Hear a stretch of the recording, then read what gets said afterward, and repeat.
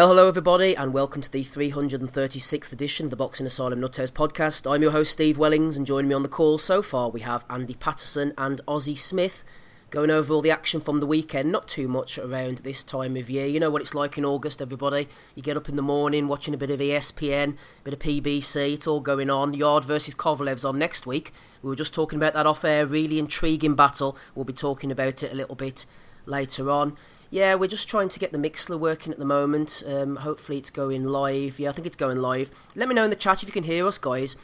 As we said, people are telling us about StreamYard, telling us about iTunes. There seems to be a bit of a problem at the moment with the setups, especially the iTunes. Ben's working at it night and day, sweating in his bunker. I think it's to do with the Tumblr feed. The RSS isn't being picked up by the iTunes, and that's why it's not downloading, and people are saying, where's my iTunes fix? Completely understand. It's still going to the Patreon at the moment. Not expecting everybody to pay for it. If you don't want to, join us on Mixler live, or go over to YouTube. Sometime on Monday morning I'll upload it. Did a bit of housekeeping there unexpectedly. There's JG, just come on now, Steve. Yeah, maybe I'll have to leave it. Maybe there's a little bit of a lag or something, JG. We'll get through anyway. Let's go on to the action from the weekend then, guys. Starting off with you, Andy.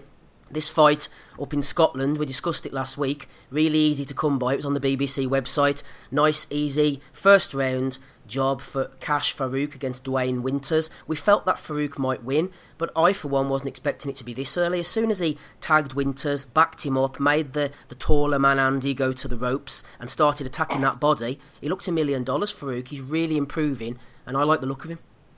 Yeah, I was saying he's improving all the time. Really kind of good deft body movement, head movement and stuff. And he was sinking the body shots in pretty early doors. I know it was a late stoppage in the round and that, but you just wonder as well how much Winters is actually depleted from himself, because he was actually a super bantamweight really, and he's coming all the way back down to bantam. So you just wonder how tough he's had to try and make that weight, because he was long and rangy. He's a 5'7" super bantamweight, for God's sake. The guy's massive for that weight. But fair play to Farooq. Obviously he'd asked for dispensation to try and get this fight, obviously get the British title outright. He's the third Scotsman in history now to win the British outright after Alex Arthur and John Simpson. So that's a wee bit of history there for him. Good to see. And after the fight and that as well, Lee McGregor's come in, and it's looking promising. We'll say that much. Talks are going to happen, so we've got to hope these talks are going to be reasonable and we get this fight between Lee McGregor and Kash Farooq. I agree with Alex Arthur. He says, last night, it'll be a travesty if we don't get this fight to happen. To think that we always seem to get some kind of fights and that, too late and that. But I think this would be the hallmark to kind of James DeGale, George Groves type situation and stuff. No, I'm not talking about the personalities, because both guys were respectful and stuff. But even a defeat for either fight at the minute, I don't think it's going to cause much of an issue, because obviously they could meet somewhere down the line in that as well, but up at a higher weight. Farooq was 4 ounces over, obviously, at the weigh-in. Just had to strip naked to try and make weight. So hopefully he's not struggling at that weight. And McGregor's looking, I wouldn't say looking fat, but he's looking a bit kind of, shall we say, a bit kind of pudgy about the face and stuff, obviously, but he's going to have to come back down the weight as well. But we want this fight to happen. I didn't want these guys having to move up in weight and it falls apart, because there's no belts on the line and stuff. It's a natural fight to be made. And to be honest, how often do we get two Scottish fighters holding two of the main domestic belts? And and the chances of fighting, practically never. So this is a good time to happen. Venue, I think it might be a problem. Obviously, when you go east against west, I really don't know how much it would actually do, like you say, in terms of capacity and stuff like that. But I think it would do about 4,000 or 5,000. I would think. I don't know if the Meadowbank Arena in Edinburgh is. That'd be good. It would be good, but I don't think there's a place in Edinburgh that's big enough to hold it, I would think. So if you're asking me, I would go for either. I remember the Braehead's slightly too big, but I would love to see it in the Kelvin Hall. The Kelvin Hall, you're literally on top of the ring. You've got you got two sides of the stands, basically kind of high up, and you've got obviously kind of the tightness kind of on the floor and that as well. So it'll be a really good rush atmosphere in the east and west and that as well. But yeah, really good performance for Kash. So it says Lee wants it, Kash is wanting it. All the signs are looking towards that fight happening. So whether it's the back end of this year or maybe early next year, but it says talks are going to be happening soon, and it's as I say. Well, we're all talking about it last night, actually, weren't we? I was talking to Andy McCart, Tommy's talking about that as well. If it comes off, I'll definitely be in attendance for that one. I didn't watch the end then, Andy, so McGregor got into the ring, which is a good sign. If you remember the likes of Alex Arthur, he fought against those guys, didn't they? I'm coming a blank on all the names now, but he fought the likes of Willie Limond and Craig. Who was the bald? There was a bald fella he fought, Scottish. You know, he cleaned up the rivals, didn't he, Alex Arthur? Who was that other fella that he fought? Can't remember, but anyway, this is another Scottish rivalry, and hopefully it'll get made. And if McGregor's getting in the ring, then that's a good sign.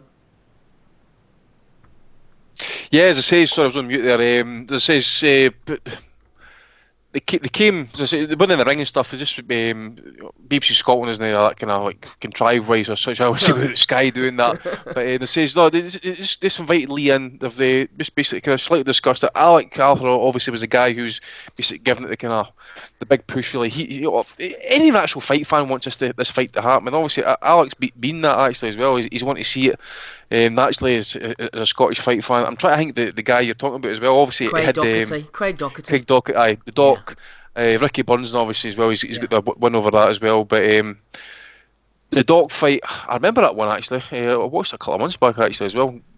Quick pally with Doc as well. But it's maybe see if I can get Doc on the call. Actually, maybe want to discuss that fight if you want actually at some point. But I remember watching that. I remember watching that, Andy. I was on a little holiday at the time, and we all gathered round and we all gathered the chairs round and got the TV on and watched it. Man, that was a really good fight. It was a good fight, mate. It was a very good fight. Ozzy, did you see anything of Kash Farooq last night? This might sound like the faintest of all faint praise, but I thought the way Kash Farooq looks, not in the face, and also his body type and the way he boxes, it reminds me of a certain brown sugar Isham Pickering. Like I said, I might be doing him a bit of a disservice there. Although Pickering was a very good fighter in his day, Farooq does give off a bit of an Isham Pickering vibe. I like this guy. I think he's very good. Lots to like about him. Talented, can bang a bit as well, and I was shocked at the way he just dismantled Winters last night, who, I mean, it was a massive step up for him. I think he's really realistically campaigned around the area level. A couple of decent enough wins, but Farooq is a level above. And what's interesting to see is that they're both talking up. The fight is being spoken up between him and McGregor. Now it's just a case of making it happen. Who do you think could promote this? I don't think either of them are assigned to a premium promoter, are they? Is McGregor with MTK? So there's every chance that they could prop up the show. I would say MTK, Ozzy, I think might pick it up. But this would be a fight that any promoter worth his salt would be happy to put on, wouldn't they? Yeah, definitely, 100%. Just like Andy said, you wonder on the numbers and how many it would really do, because whilst they're not massively well known, I don't think. I mean, Farouk's realistic. He's fought a lot in hotels and things like that, isn't he? Is he promoted by one of the smaller guys up in Scotland, Andy?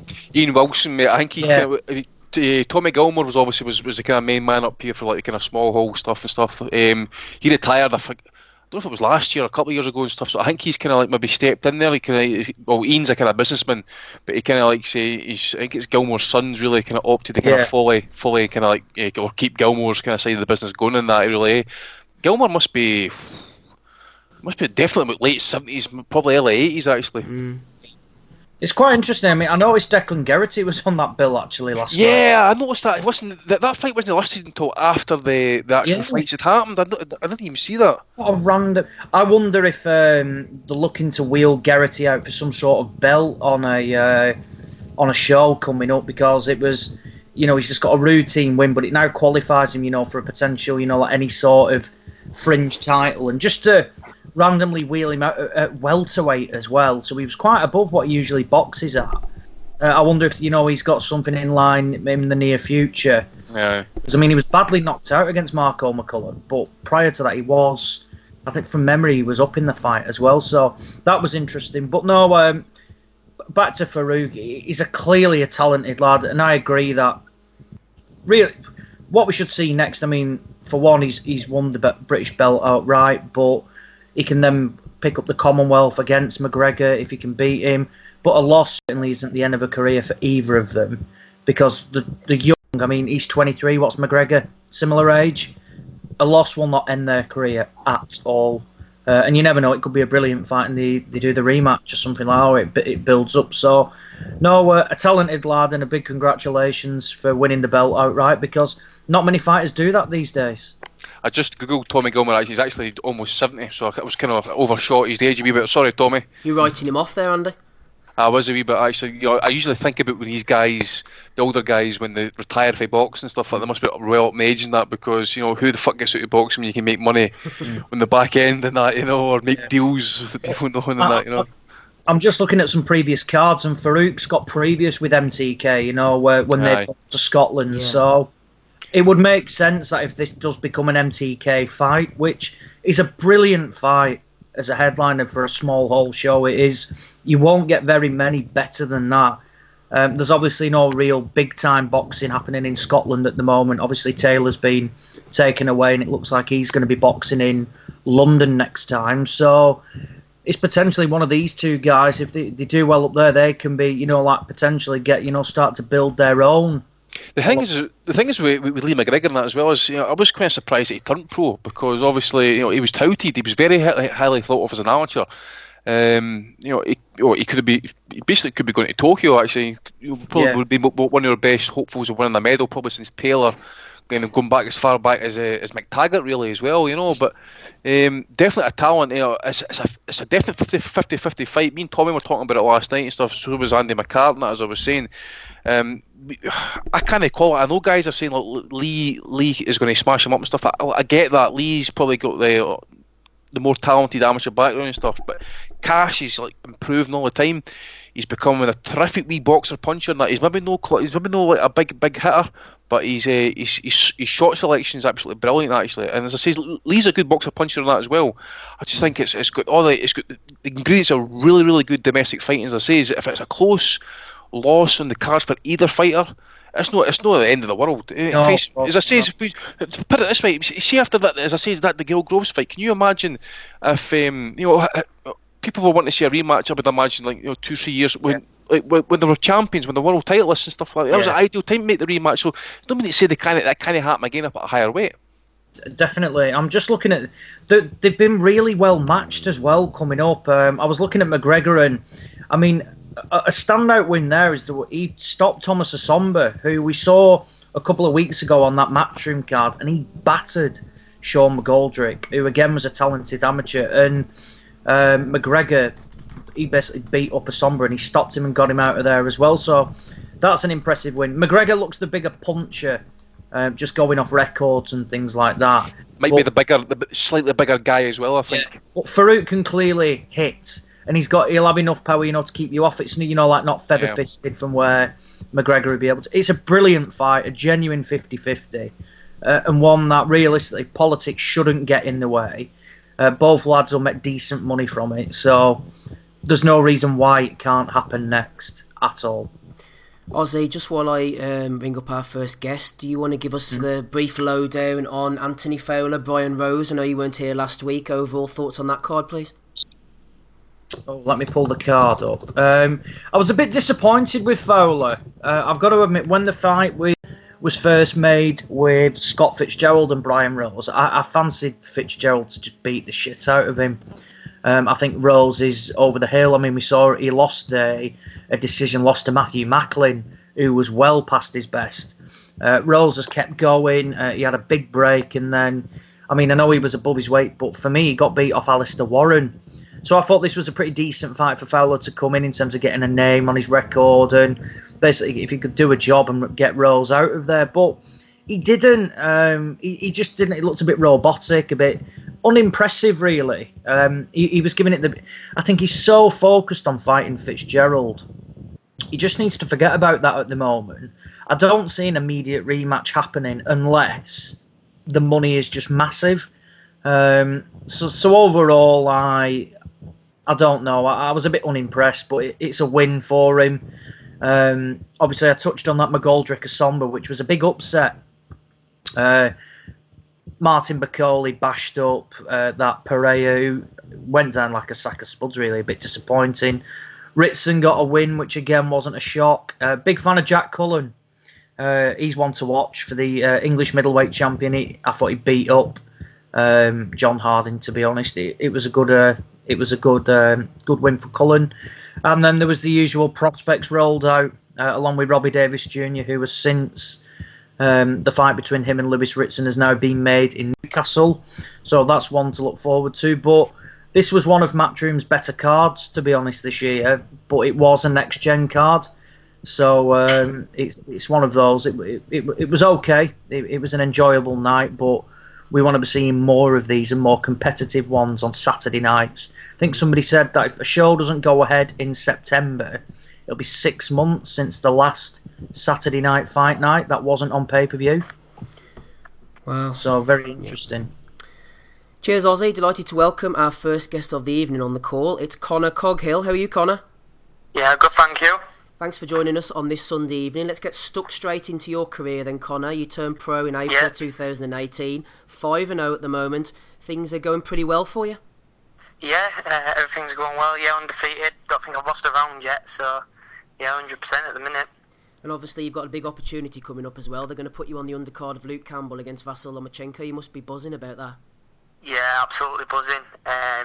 It's still sinking in a little bit now because I've never boxed at a level like this before, and although I'm going to be early on and it's only a 4-rounder, it's still a huge show to be on. It's massive for me, so I'm really looking forward to it. Yeah, I'm buzzing. You're 24 years of age, from Hull, the same as Campbell. You guys have been sharing the ring and a bit of sparring as well. Tell us how that's been going. Yeah, we've been doing a bit of technical stuff, just working on things for, obviously, but at me being a southpaw as well, just doing a lot of foot drills and stuff like that. And I'm good pals with Luke, so he helps me just as much as I've been helping him with his footwork. He's just teaching me a lot, and he's done it for a couple of years now. So it's good experience to learn from. So you're replicating the Lomachenko style, no pressure then? Yeah, well, in a way, yeah, in a fashion. So Luke No pressure. Luke looking sharp enough then? What chance do you give him on the night? I mean, I know it's a difficult question, but I mean, he's in against one of the pound-for-pound best. Yeah, to be honest, everyone's been saying how much Lomachenko is going to destroy him and what have you, but I can't see it. We've never had a full open spar, but I've been in with Luke and I found it real awkward and real hard to get anywhere close to him with his style of boxing. And he's got a really, really strong backhand, and I think that's what's going to trouble Lomachenko. I don't think as good as Linares is. I think Luke's going to give him a tougher fight than Linares did. Well, that's the thing. Linares is a common opponent, isn't he? A lot of people thought, yeah, myself included, Connor, that Linares was going to beat Luke, but Luke tightened it right up on the cards towards the end.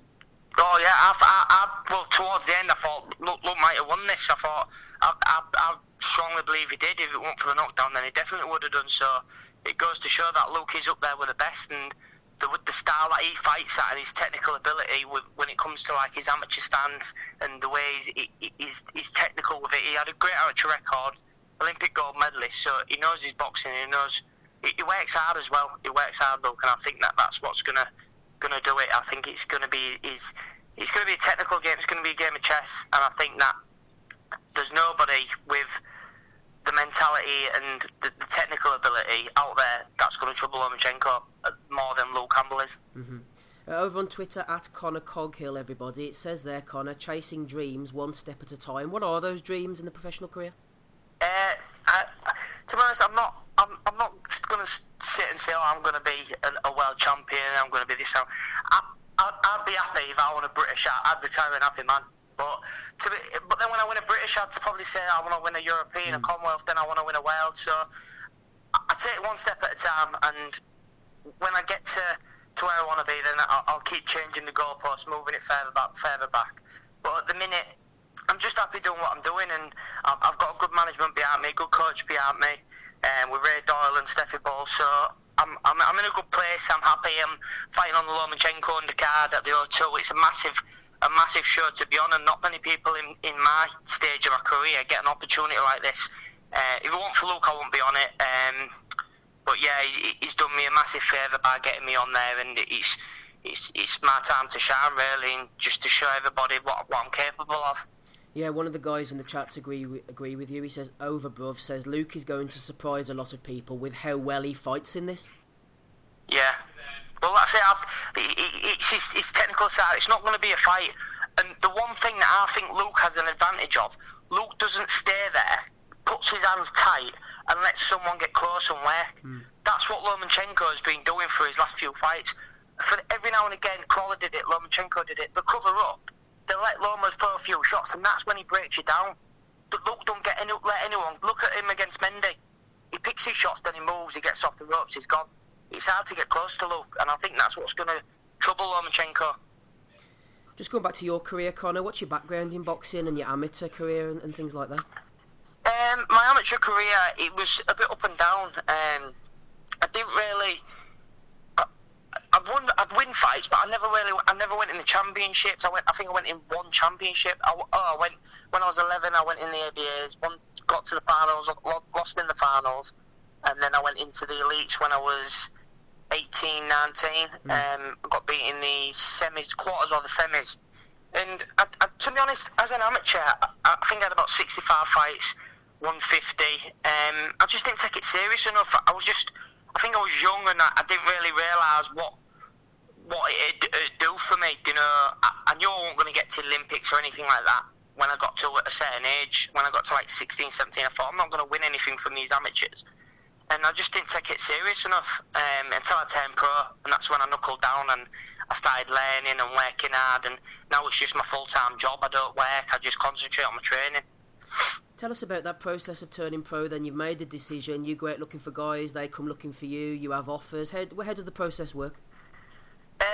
I was amateur fighting, and I had a few fights, and I thought to myself, right, I've been doing it since I was 10-year-old, and I had a couple of times when I'd stopped doing it for like 6 months, and I'd get back into it again. Like I said, I didn't really take it serious, and I thought, I've given so much time, and I've made so many sacrifices. I didn't go on holidays with my mates, didn't go on nights out, didn't like out with my mates, and I just thought I've made all them sacrifices for nothing. I need to take it serious and give it a go. So I turned professional, and I signed with Steffi. I signed with Luke originally, but Luke was just so busy with his career for my first year as a pro that I needed to just take a step back and think, right, I need to think of my career now. I need to get busy. I need to start getting fights. So I signed with Steffi Bull, and I've had back-to-back fights, and the fan base has been building up slowly. I'm still yet to make my debut in Hull. But I've been doing well outside of Hull. I do 100 tickets outside of Hull, Doncaster, Barnsley. So I ain't been doing too bad with the tickets. You mentioned there you signed with Luke. Was that some kind of managerial system that he's got going there? Yeah. Luke signed me was my manager for my first year turning pro. But yeah, like I said, it was at the point when he was fighting Linares. So it was really tough time for him training, and obviously Luke's father passed away while he was in his training camp, so it was a lot of pressure for Luke to manage me as well. That's when I made the decision to go with Steffi Bull. So obviously you've been treading the boards, the likes of Doncaster, Barnsley, fighting guys with losing records. That's what happens early on in a career. What have you learned from these guys, and what's been the styles they've brought to the table? What have you been learning? I think I fought a couple of lads. I fought one lad who was quite an active fighter. He's not lost many. Yeah. Michael Horrobin, I think his name was. He was quite active. And then my one after that was he'd only had one fight. So they didn't really have that journeyman experience. So I don't think they knew what they was doing in terms of, like, obviously they come to fight basically in a sense because they haven't got that journeyman experience, like I say. But I've been learning to just slow the pace down a little bit and not just rush into things and like high tempo, because my first couple of fights with as a pro, I was throwing too many shots, and although I was winning every round, I was getting tired towards the fourth, and I was thinking, I'm doing too much work here. When it gets to the point where I'm doing 10, 12 rounds, I really need to start slowing it down. So I'm learning to just control the pace a bit more and pick shots and make my shots mean something. Final couple of questions, Connor, and we do thank you for joining us on this Sunday evening. Tell us about the heavyweight scene. We often ask our guests about this. You've got AJ potentially going to fight Ruiz off in Saudi Arabia. Tyson Fury's picking his own opponents. Deontay Wilder's pretty busy. He's got Luis Ortiz coming up. Obviously the Dillian Whyte situation is a bit of a mess all round. Where do you view the heavyweights? Who's the best of the bunch? The best of the bunch. Although Fury outboxed him, I think it's got to be Wilder because he's dangerous. He bangs hard. He can hurt anybody, and I just think he's fierce. I think he's the pick of the bunch. I think he's the one. It'd be difficult to prepare for someone like Wilder, given he hits so hard and you've got to be on it for 12 rounds. Plus, he's so unorthodox and wild as well. Yeah, that's it. But I just think he's just brutal, isn't he? He's 41 wins and 40 knockouts. He's just an handful, isn't he? And I think that he just troubles everybody. And it showed, didn't it? He troubled Tyson. He's knocked Tyson down twice, and I think he beats Joshua all day long. I think he beats him within 4 rounds, to be fair. What about Joshua Ruiz too? Pretty much the same as the first one, or is Joshua going to learn from his mistakes? I think Ruiz wins again. I think Joshua's just going to think, right, I'm going to have to take him out early here, and I think it's going to trouble him, and I think Ruiz beats him again. And just finally then, one of the more darker sides of the sport, obviously I mentioned about Dillian White there, it seems more and more guys are getting popped for these PEDs. What's your view on the situation, Connor? I mean, what do you think about punishments and what should be doled out to these guys who get caught? Have you heard about anything? Obviously, ear to the ground. Yeah, it's an hard one. I think it's an hard one because nowadays it's hard to have something without something in it, without it being mistaken. Like there's been loads of accusations about meat and protein bars that you think that are alright, and it's like there's even creams and antibiotics, there's inhalers and all sorts where it's hard to escape it. I suggest so. It's hard to say whether they know or they don't know that they're doing it. Because there's that many things out there with stuff in. But I think there should be punishment. But like I say, it's hard to say whether they've been it all depends what they took and how they've took it, I suppose. So with all these supplements and stuff going about, you walk in a minefield, really, aren't you, with what you take? Yeah, but with supplements, I think that if a fighter says, look, I've took a supplement and I didn't know that there was something in it, if you're taking a supplement, it's your job and your responsibility to check what is in it. If I was to try a protein bar or a protein shake or whatever, it's my job as a professional to check that and make sure that everything is in that, whatever's in that product is good for me to take. So when it comes to protein and stuff like that, I think a fighter has got no excuse. But when it comes to like your meat and stuff like that, how are you supposed to know what's been in it? Do you know? You're not, are you? No, completely agree. Connor, it's been an absolute pleasure having you on. You're on Twitter at Connor Coghill. Any other social media presences we should be aware of? Yeah, Instagram. I've got my Instagram. It's the same thing. It's Connor. If you type in Connor Coghill on there or Connor Coghill Boxing, it'll be on there. And then I've got a Facebook page as well, Connor Coghill. Moving onwards and upwards, starting with the Campbell-Lomachenko undercard. Best of luck there and going forward, Connor. Thank you very much. All the best. See you later. Cheers, thank you. Bye now, bye. Connor Coghill there, thank you to Ozzy for sorting that out, spoke very well. Yeah, it's interesting about all this PED stuff, isn't it? It's good to know, it's good to hear from the guys who were there, boxing away, getting their heads punched in. This guy's actually not a bad guess, says Lee the Alcoholic Frotch, there you go. No greater recommendation. A few of the guys in the chat talking about Lomachenko Campbell. I seem to agree with, I think it was JG or Overbruv, one of the guys was saying, I think Campbell will do better than people expect. I don't think he's going to get bombed out, and he will have pockets of success. Ultimately, don't think he's going to win the fight. A couple of the guys disagree in the chat there, saying they think he's going to get banged out. I don't think he will. I think he's learnt from his mistakes, and he will stick around. But ultimately, Lomachenko is a cut above most people, especially Luke Campbell, and he will get the job done. Let's move on then, shall we, guys? I believe Gabe is on the call. How are you, Gabe? How are you sounding? Feeling good? You tell me, is it good or what? You sound absolutely fantastic. It's great to hear from you, as always. Thank you, sir. No problemo. What did you see from last night then, Gabe? Did you see the ESPN card by any chance? Jesse Magdaleno. Is there a point to Jesse Magdaleno? If there is, I haven't found it. Also Emmanuel Navarrete in an exciting win over Francisco Di Vaca. Yeah, I actually watched that one. Man, I don't know what you don't like about Jesse Magdaleno.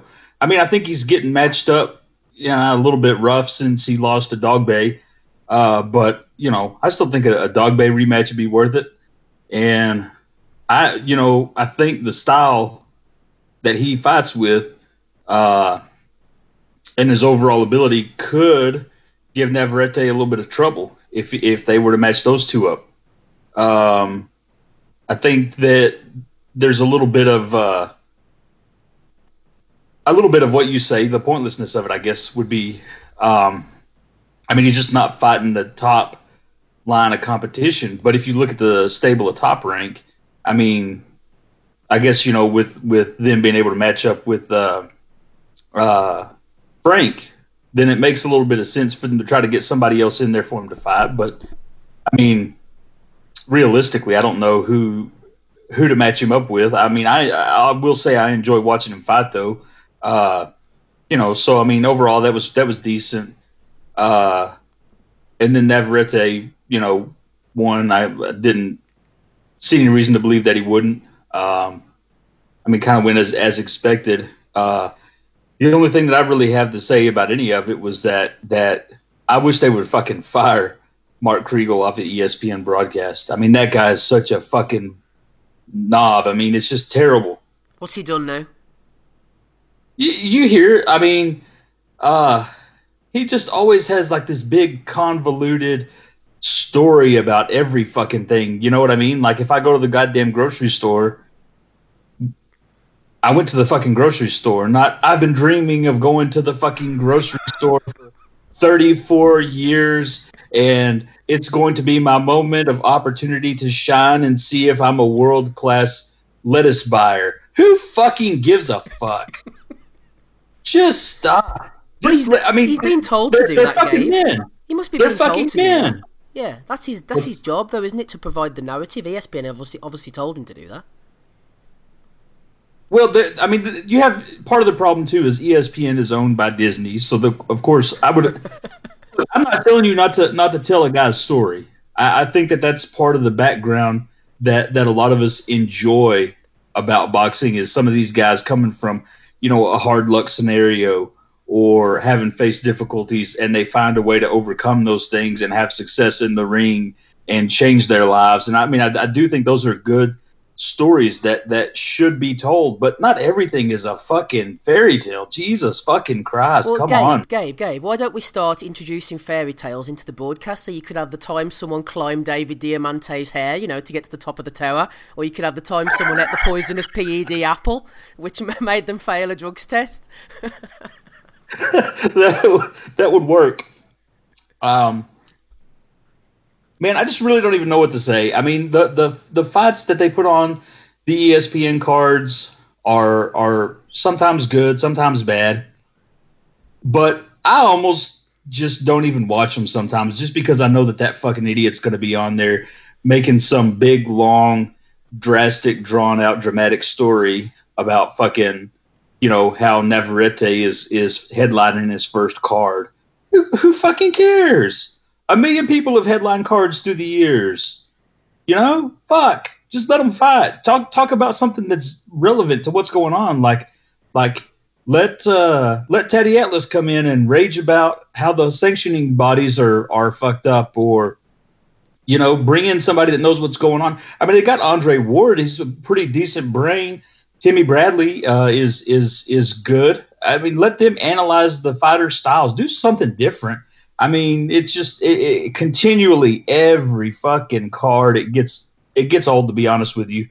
I mean, how many times can you tell a story about Jesse Hart and how he is from the tough city of Philadelphia, and his dad was a former contender and fighter, and it's just stop.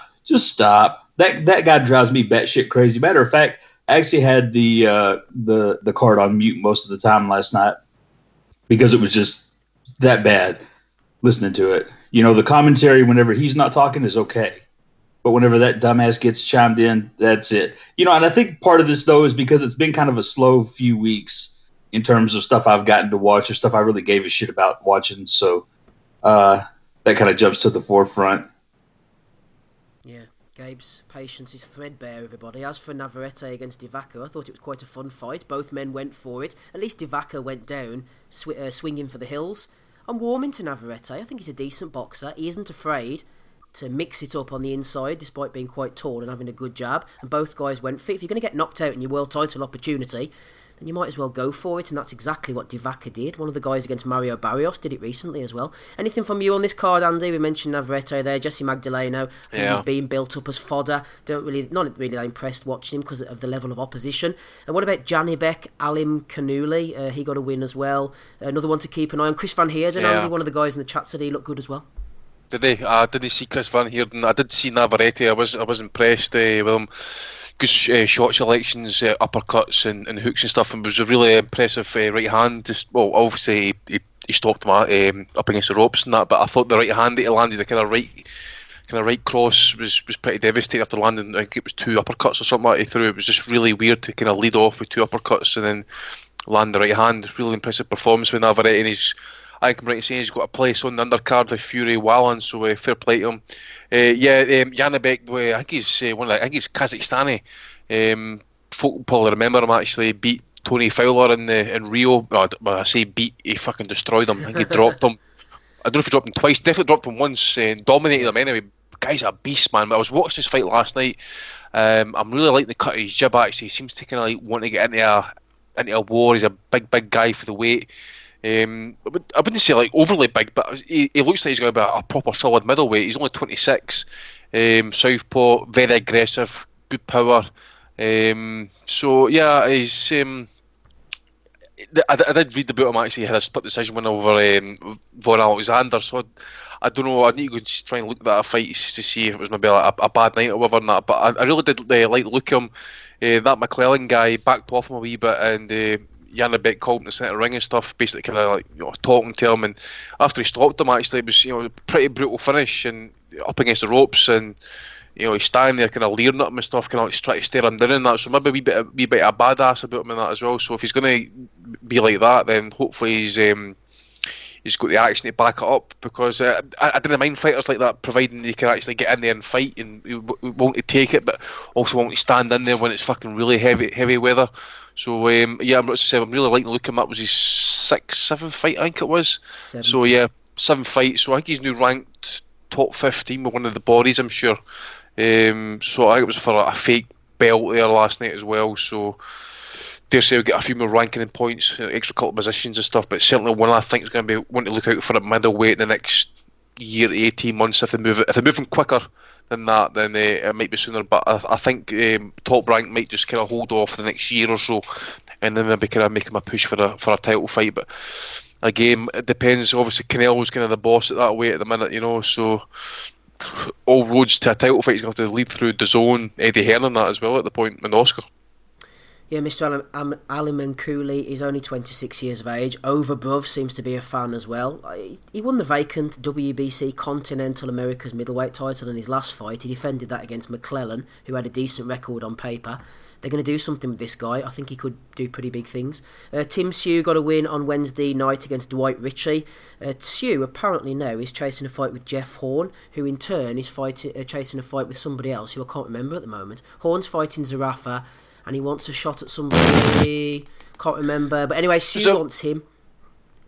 I'm trying to remember who it was Jeff Horn was wanting to fight with. I can't remember. I was reading the article in the New South Wales Argos or something during the week, and apparently Kostazyu wants his son to go over and fight in Russia, but Tim seems happy plying his trade in Australia. I suppose at some point, Andy, the way they did with Kostya, they got the agreement, was it with Banner Promotions or maybe early Top Rank, and they used to take Kostya over, didn't they, to fight, and then obviously he ended up losing to Vince Phillips, but they had that relationship, which I'm sure they can foment for Tim as well, because he's looking like a chip off the old block so far. He can punch anyway.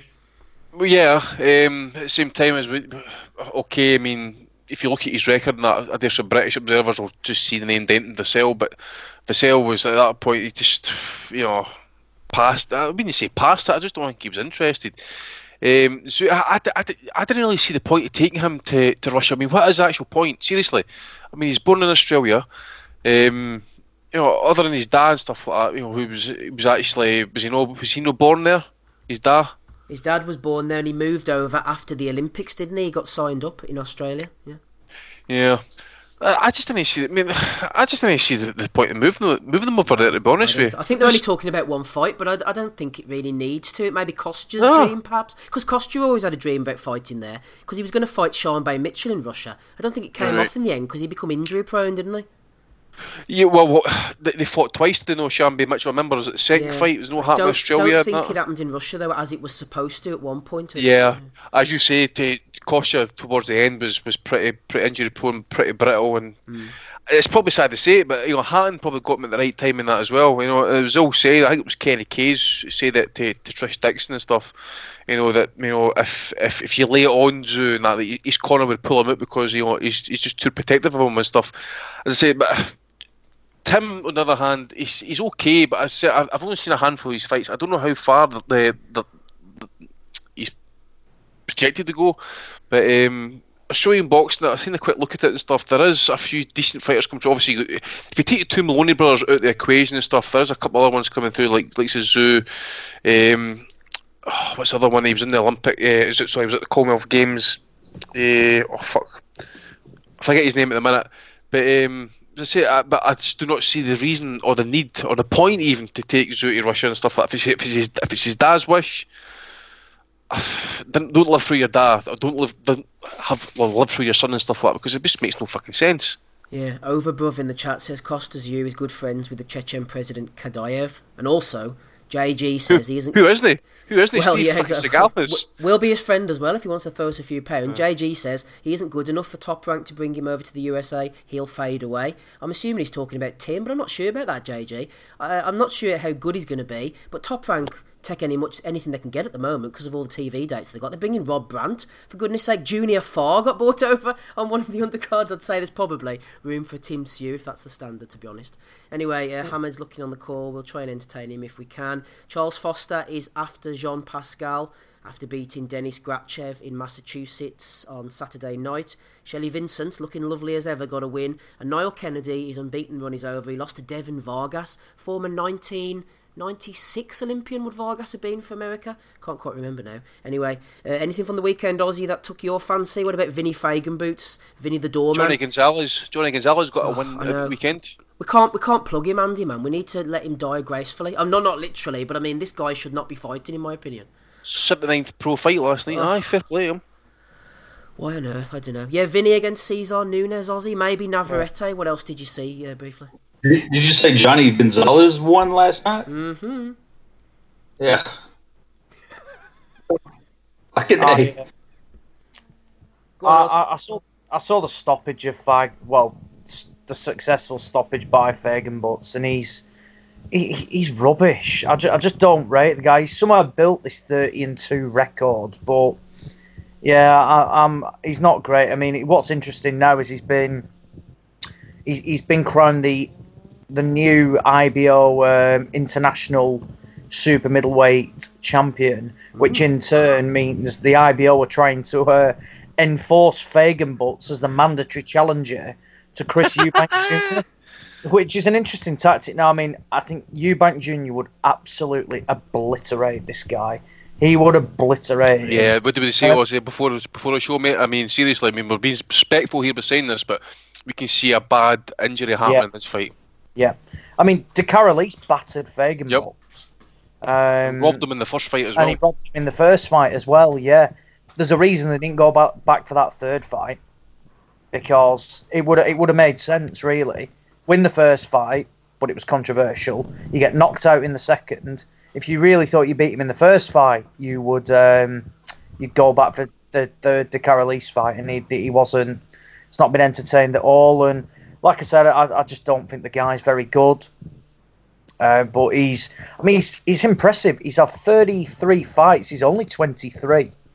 So he's built a hell of, he's very active, but the guy's just not very good, to be honest. And he's fucking shite. Yeah, he epitomises what the Sauerlands are at the moment from a promotional perspective, and they just don't have the talent. And I don't think Germany is producing the talent and things like that like it used to. It's just not, there's just not much coming through. And my boy Abbas Baru is going to be the man, baby. They've had a few. The Sauerlands have had a few, like they took punts on these young, prospects and things like that. I remember they had that cocky lad from Denmark who boxed Joe Murray. Was it Rashid Kassem? Yeah. And Joe Murray just obliterated him, absolutely battered him, and they had high hopes for him as well. They got Dion Juma, didn't they? They had George Groves at the time as well. Yeah, but then what they do is when they do sign these guys, like they just so they had George Groves, but then just teamed up with Eddie Hearn and Matchroom and just put Groves on everything himself. Do you not remember David Price signed with him? And That's right, aye. Do you not remember? Yeah. Yeah, they had a few fights in Germany, aye. Uh-huh. Yeah, and they lost the purse bid against that Erkan Tepper's promoter. Yeah. And Price went to some like random little hall to box Tepper, and obviously the rest is history. He got flattened off a juiced up Tepper who's proved that when he's off the drugs he's shit, to be honest. So yeah, went off on a bit of a tangent then, but yeah, Vinny Fagenbutts maybe coming to a UK arena soon as a mandatory challenger to Chris Eubank Jr.'s IBO super middleweight world title. So certainly interesting. That is a Eubank opponent, that, by the way, right off the back. Yeah, definitely. Let's just cut the fucking shit right now. I mean, if unless it's a short fighter like Abraham, Groves, or De Gale, it's shit like it's shit like this. And as I say, I have been the biggest detractor of Vinny Fagenbutts for years. Fucking Graham Houston blocked me on Twitter for my opinion on this fucker. He is absolute dog shit. Yeah, he's not great. And what is interesting actually is that an offer was made to John Ryder to box Chris Eubank Jr. and that was followed through from the Ryder side, but then it's gone completely cold from Eubank Jr.'s side. So I don't really know what the plan is with him. He took himself out to America, didn't he? Was he not being trained by Virgil Hunter? Lance Armstrong, I heard. So, but then I don't. Is he still out in America or not? Or did it not work out? I haven't seen much talk or much footage of him if he's still out there or he has come back. He's been quiet recently, which makes me suspect he's been up to something. Well, those accusations are not attributed to the Boxing Asylum podcast for Ben Wiseman Industries. Ben Wiseman Industries. Yeah. So an interesting one moving forward, but yeah, Fagenbutts, he may have a decent record on the face of it, but in reality, he is awful.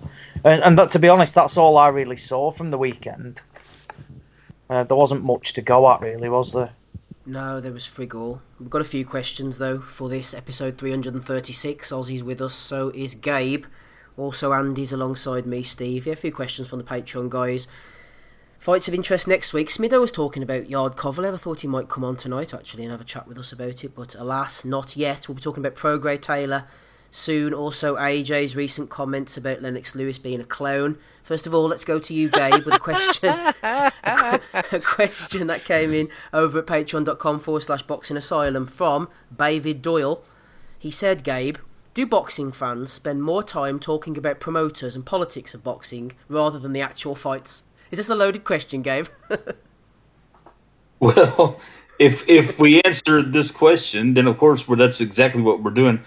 Recently I was talking to some folks on Twitter, with the whole Ryan Garcia being displeased with what he's getting paid from Golden Boy, and I was thinking this year. I mean, if you think about the year as a whole, has really just not been that good.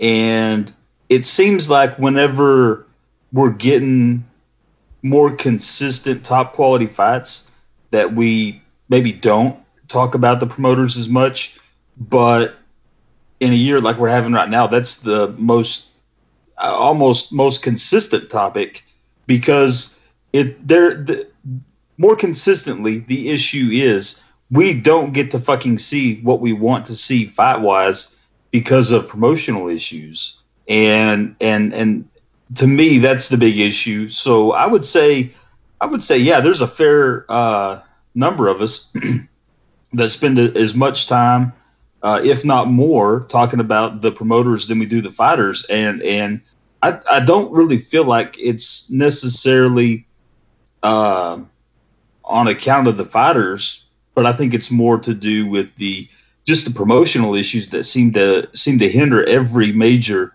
fight that you want to happen. I mean, if you look at AJ, I mean, before his loss, everyone wanted to see him fight Fury or Wilder. That's and he hated it. He couldn't stand the pressure to get asked that question all the time. When you fighting this, when you fighting that, and he's like, let them fight each other. That's when the mental cracks started appearing, and it was, so good. Yeah, it was phenomenal. Think about some of the other top ones that you want to see. I mean, arguably among the most clamored for fights right now, maybe Errol Spence and Top Ranks got him. Terence Crawford. Jesus Christ, I couldn't think of his name. Terence Crawford, yeah. I mean, if you think think about Crawford with any of the other major players at 147. It's not happening there. I mean, you can just go through list after list after list of fights, and there's going to be some kind of promotional issues. So, if that's the only question there is, I would say it's highly likely that more people spend time talking about promotional issues and the things that prevent us from getting the mouth-watering fights that we all want to see. I would say honestly, the World Boxing Super Series is, to me right now, the best thing going on in the sport, aside from, I guess we'll talk about the stuff that's going on with that later. But I mean, in terms of generating some matchups that are good, that I actually look forward to, I mean, I can't say that, I like Erislandy Lara, but I'm not looking forward to him fighting the shitty Alvarez brother in a couple weeks. I mean, there's just not a whole lot out there for me to get excited about, and I think a lot of it's due to that. So I would say to that, my answer is definitely yes. Big thumbs up, big yes from Gabe. Jason Chukwu is in the chat, everybody. Good to see him over on Mixler. Jason Chukwu is with us. Chukwu is also nominated a Bellew of the Week, which I'm going to read out now because it fits in with our next question from Turbo Tommy, which I'm going to be coming to Aussie with. Mo Will Fix It was nominated from Chukwu. He said, to be fair, Anthony Joshua has achieved a lot more than Lennox Lewis did in 23 fights. Whether that will be the case after 40 fights remains to be seen. Lennox's criticisms about AJ are also a bit shallow. Let's face it, Lennox had no choice but to go to the US for the big fights. So, Turbo Tommy has also been discussing Aussie about AJ's recent comments over on our Patreon. Lennox is a clown. Then saying Ruiz landed one lucky shot. What's your opinion on what's happening here, Ozzy? Has AJ, it's obvious to Turbo that AJ has lost the plot, coupled with what the fuck is going on with the venue situation. Keep up the good work, guys. So what's going on then? Has AJ lost the plot, or is this part of his PR offensive, Ozzy? I think he's stressed. They're not in control. I think Andy Ruiz has played a blinder. He knows exactly what he's doing. He's basically he is calling the shots. All they keep doing is saying legally you're contracted to doing it, but at the end of the day, nothing has been signed, nothing has been firmed up, and he's just essentially playing it out, and this fight will end up in America exactly where Ruiz wants it. I mean, there's absolutely no reason for this fight to go to Saudi at all. Nothing, bar cash. And they've put up an absolutely huge offer. And with Joshua, I mean, I saw a picture of him recently. He looks tiny compared to his fights. He looks tiny. He looked gaunt. He looked like when he first turned over as a pro. So I'm going to be interested to see what he's like, when he does go into camp and everything is confirmed and things like that. Now he's started just abusing Lennox Lewis. He's gone like a bit rogue, like a bit heel. I mean, it's very unlike him. I mean, and then to come out with saying it was a lucky shot. Bullshit. Which one? It was a lucky shot. I know, this is what I mean. Like, the first one, that was not lucky. This wasn't a guy who was just, essentially windmilling and just threw, basically threw everything, and it was then, he threw so many shots. That was pure timing. It was a brilliant shot. He made it sound like it was Lewis Rackman 1 or something, bang. Yeah. But yeah, but the thing is, though, he fucking, when Ruiz got up off the ground and that, he actually threw that left hook twice, missed it by a fucking ball here, they landed it the third time. It wasn't that lucky. That says you didn't get lucky shots in the pros, man. These guys are trained to fucking throw punches. There's no such thing as a lucky shot. There's fucking bad defence. Yeah. And we've seen him susceptible to the left hook before.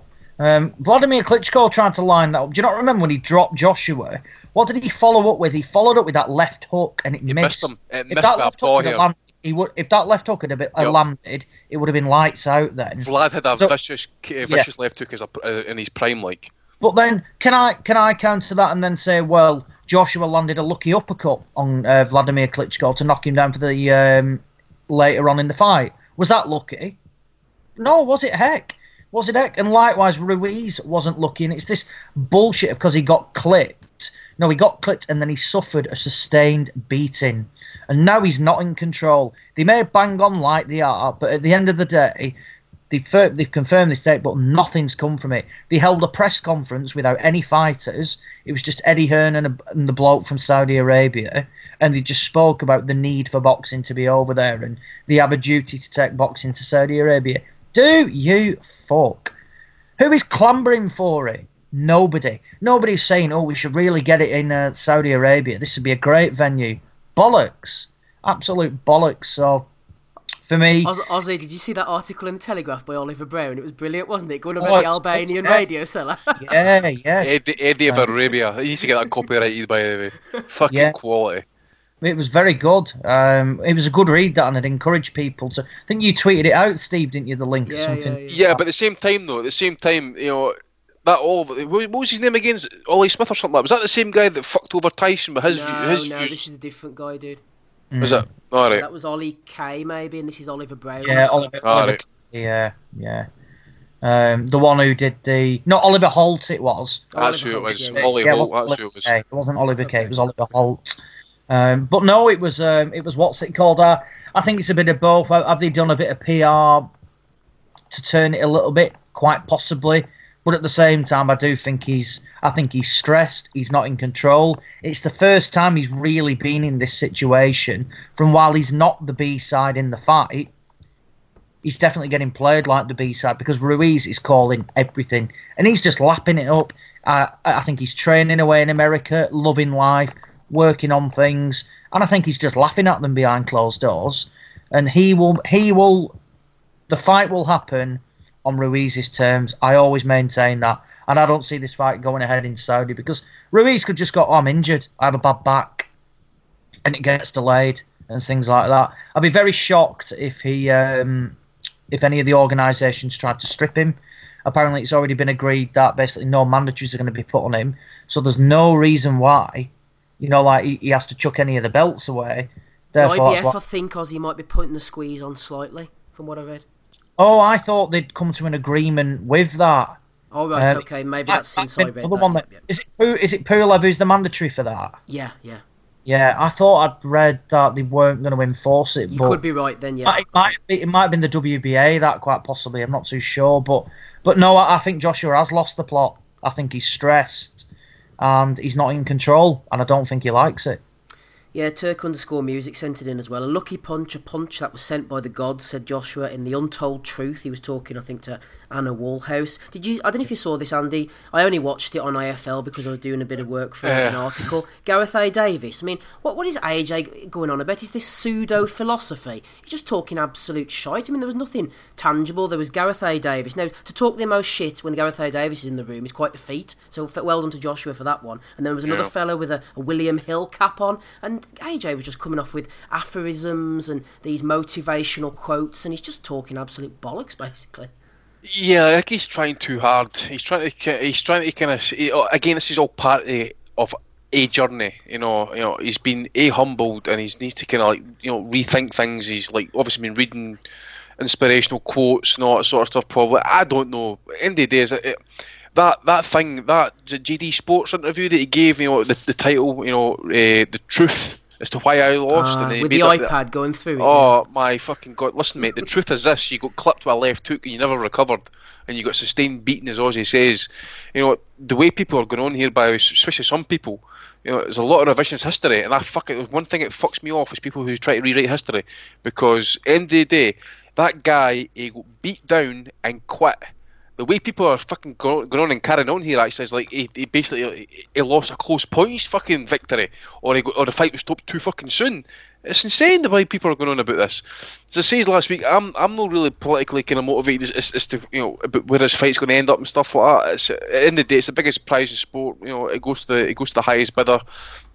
People would have read the articles and stuff. I laid reference to it last week and that about Thriller Manila and Rumble and Jungle being happening in countries that was run by dictators, or for example, the stadium that Ali Foreman fought in, there was like the week before or something, or when the fight was announced, people were hung for the crossbars in that football stadium, literally like a week before the fight or whatever it was. But I agree with what I said. I've got a suspect feeling it's not going to happen in Saudi Arabia and stuff. Nothing's really getting said by Ruiz's side. Heyman's obviously kind of calling the shots, stuff like in the background, telling him what to do and saying He's got him on strings, Andy, as I always say. The smartest man in boxing. His comments to JD, it's just clear self-denial. Is he honestly telling himself, saying that Andy Ruiz landed a lucky punch and that's why he got beat? Because if he is, he's going to get stopped quicker in the next fight. Because if he thinks that, then apparently he's bringing somebody in as well, to coach alongside Robert McCracken. They're talking about George Foreman, weren't they? Somebody mentioned. What? That's what I heard. George Foreman. Or George Formby, one or the other. I don't think McCracken did anything wrong in that fight at all. He didn't. McCracken has shown as well, he knows what he's on about. Joshua just couldn't follow simple instructions. It was a brilliant video by somebody put together round by round on Twitter. I can't remember the user who it was from, but it got about 800 retweets. They analysed every round and basically, referred back to the corner and then showed what Ruiz was doing and what Joshua did wrong. And it was bob on.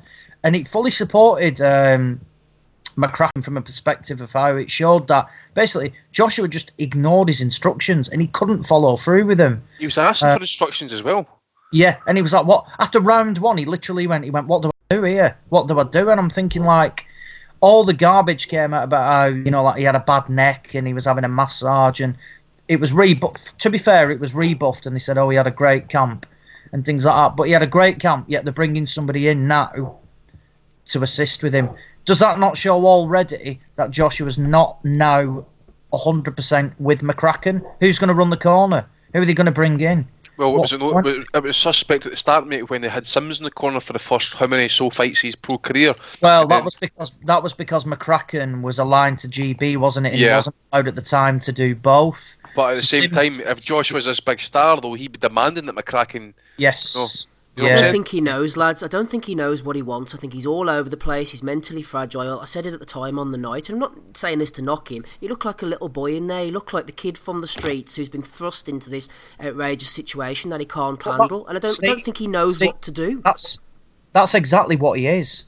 He is a kid from the street. He's a convicted drug dealer, isn't he? And he's been made into such a household name, particularly in the UK and things like that.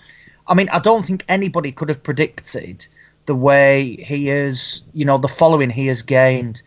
I mean, it snowballed so rapidly because I remember making his debut and things like that, and it's just, he was out basically every other week, like knocking people out like Jason Gavin for the banter and things like that.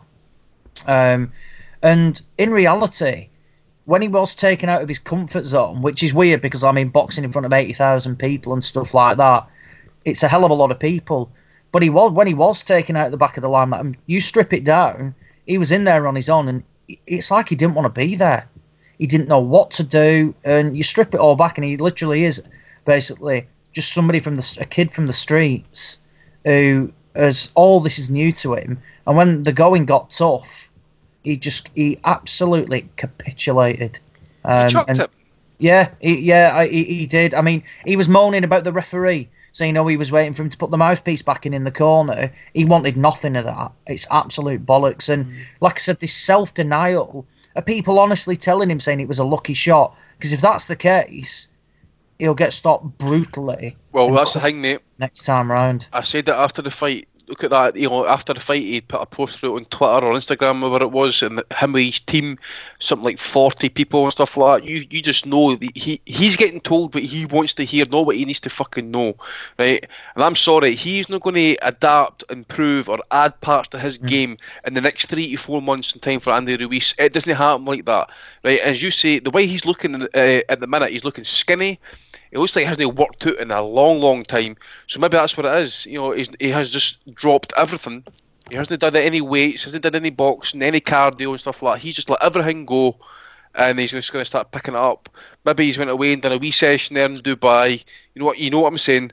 And then just kind of gradually let it flush away, and then start up the training and get the benefits and stuff like that. But let me just say this: if he's slimming down, if he's like losing muscle to help him fight at altitude and stuff like that, that's a bad idea, because fucking look what happened to Roy Jones losing all that muscle, made him even worse. He dropped 25 pounds in, what was it, something like 6 months or something like that. He come back too quickly, didn't he? Yeah. So it's chaos, man. As I say, I just think the way it's going at the minute, we all thought he was going to win the first fight. Nobody gave Ruiz a chance and stuff. Right. And look at us now. We're all thinking Ruiz is all going to he's going to win this fight. He's all going to win the rematch. It all hinges as to how hungry Ruiz is going to be for this rematch. Does he still want it?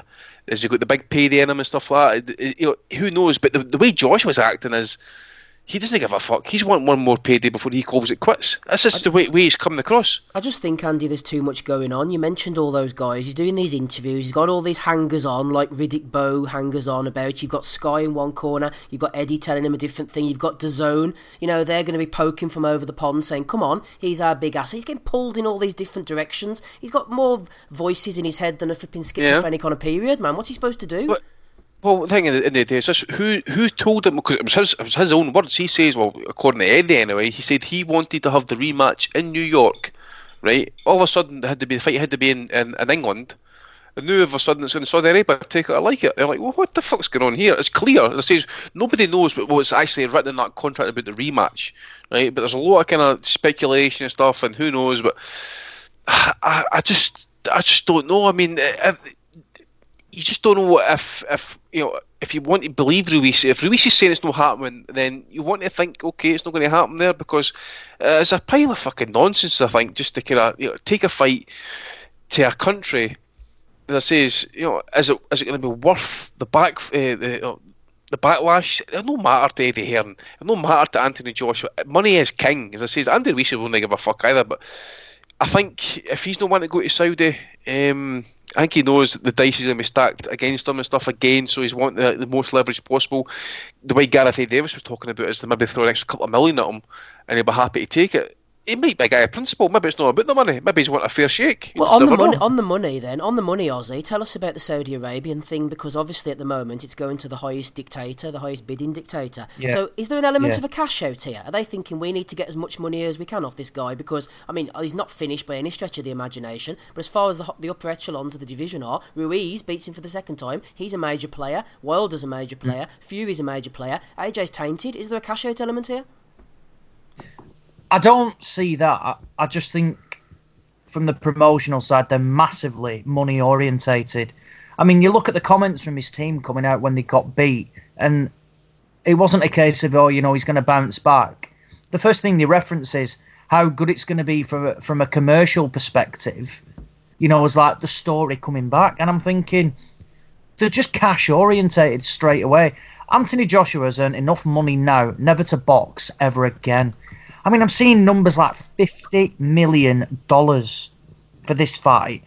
That is outrageous. It is an unreal amount of cash. I don't know what Ruiz is getting for it, but he's going to be handsomely paid as well. And it's a case of like, the fights in America and the UK were paying a fortune. The only reason this fight is going to Saudi is through cash. What else is the reason going there? You're going to have, what's this arena hold, about 12,000? Yeah. They're talking about 14,000. 14,000. Outside air, by the way, can I just say? Out air arena. It's like, what's the point? What is the attraction? It's not like trying to spread the word in Saudi and things like, to take boxing to all areas and the thing. That's Eddie's comments, isn't it? But it's bollock. Go to Bolivia then or something like that. Get Saul Farooq promoting the card or something like that. And referee. What? Why? I love referee, matchmaker. I love how Eddie's saying, like, say, oh, this is a chance. You know, we've got an obligation globally to promote. Did you hear this? To promote the sport of boxing. It's amazing how it's a fucking sport when you want to promote something, but it's fucking business in the back end. That's like your man in the Telegraph. He was spot on, wasn't he? He said Eddie's the smartest, shrewdest man on the room whenever he's making money and he's making fights. And as soon as they ask him about the human rights, he's like, oh, I don't know about that guy. It's above my pay grade, you know. But it's like, look. Rewind the clock. Why did the World Boxing Super Series go to Saudi? Money. Because the Saudis would have been propping it up. Well, there's Mayweather. There's Mayweather talking about going to Saudi Arabia and trying to get a Pacquiao rematch. Why is he going there? Money. Why did WWE go to Saudi Arabia? Money. Why do people? Why does horse racing go there? Money. There's one common denominator here, and it's not because Saudi Arabia is a flourishing country for all things sport. It's cash. There's parts of the country you can't even go to, man. There's very rich people there who want to put this on. I'll tell you what. If I phoned up and I went, I'll tell you what, I'll put the money up for this. I'll give you $200 million, but I want to host it on the moon. They'd go, right, let's work it out then, because it's cash orientated. That's exactly what it is, and there's no logic for it. I think it sticks two fingers up at the fans, these people who want to go. I mean, I think the only way you can get a visa for this is when you buy a ticket. I've no doubt the tickets are going to be extortionately priced. I don't think it will be that easy from simply getting a ticket and then it guarantees you a visa. I think apparently the World Boxing Super Series encountered problems from that perspective. I mean, it's all about I am for the people, I'm for the fans. It's all about thingy. Well, I'll tell you what, it's not. You go into a country that is basically a horrendous country from that perspective, and people won't travel. People will not travel. I would have been happy to see it in America or the UK. Doesn't really bother me from that perspective. I get why Ruiz doesn't want to come to the UK. Joshua was all set on it being in America, and I thought, fair play to you, mate. He looked at the story, right, we'll go to the same venue and let's see what happens. And there's been a huge U-turn now. It was all talk of the UK, and now we've landed in Saudi. Why that? Because he's probably topped his purse up by $20 million. Right, let's bring Gabe in on this one then. I am of the belief that what JG says in the chat, it's up to Ruiz, up to Uncle Al. What about this then? For the first fight, Gabe, Joseph Ajayo, THD, PhD, got a bit of stick on Twitter. I can't see why. He said this earlier about the first Ruiz-Joshua fight. Andy brought it to my attention. Quite a few people have unfairly nominated it for Bellew of the Week. This is to my Twitter boxing family and boxing fans at large, says Dr. Joseph. I am trying to be honest in my comments. AJ lost to Andy through conspiracy theory and cartel machination. Referee allowed Ruiz rough blow at the back of the neck, and Andy is insisting on a rematch with AJ in New York. Why, says Joseph? Why, Gabe? Why is he insisting on that? I've got two words for you, Steve. What? Never again. It's the Nuthouse, man. All type of nutters are welcome on here. Go on, Gabe. But when people go to Nuthouses, they're trying to get some sort of rationality, sanity, and get released to society again, you know. I gotta go with Andy on that one. I mean, I don't know how, in the name of everything holy, you could actually possibly, in any way, shape, form, or fashion, believe what he said to be the case. I mean, did you? I don't know. I don't even have a response. Just, come on, Doc. Come on, Doc, says Gabe. Where do we go from there then, Gabe? Where do we go to Saudi, in fact, on December the 7th? Is this fight going to happen in Saudi? And are you going to be present? Nah, I don't think so. If it does, I think it's going to be. I mean, it would surprise the hell out of me if it did. I don't see Ruiz taking that fight over there. I mean, I don't know. It's kind of hard, you know. If I'm looking at it from my perspective, if I'm going to fight, and you have the potential to have the kind of money put in there, and fuck yeah, sign me up. I mean, that the money alone makes it tremendous to go over there and do the fight. You know, I don't know how Ruiz feels. I figured that he feels fairly confident.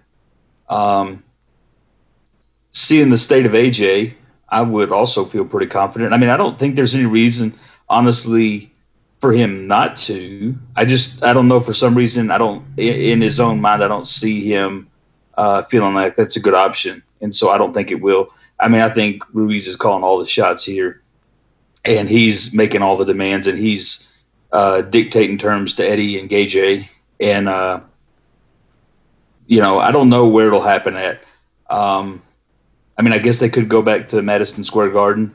You know, I was thinking somewhere there or out in California.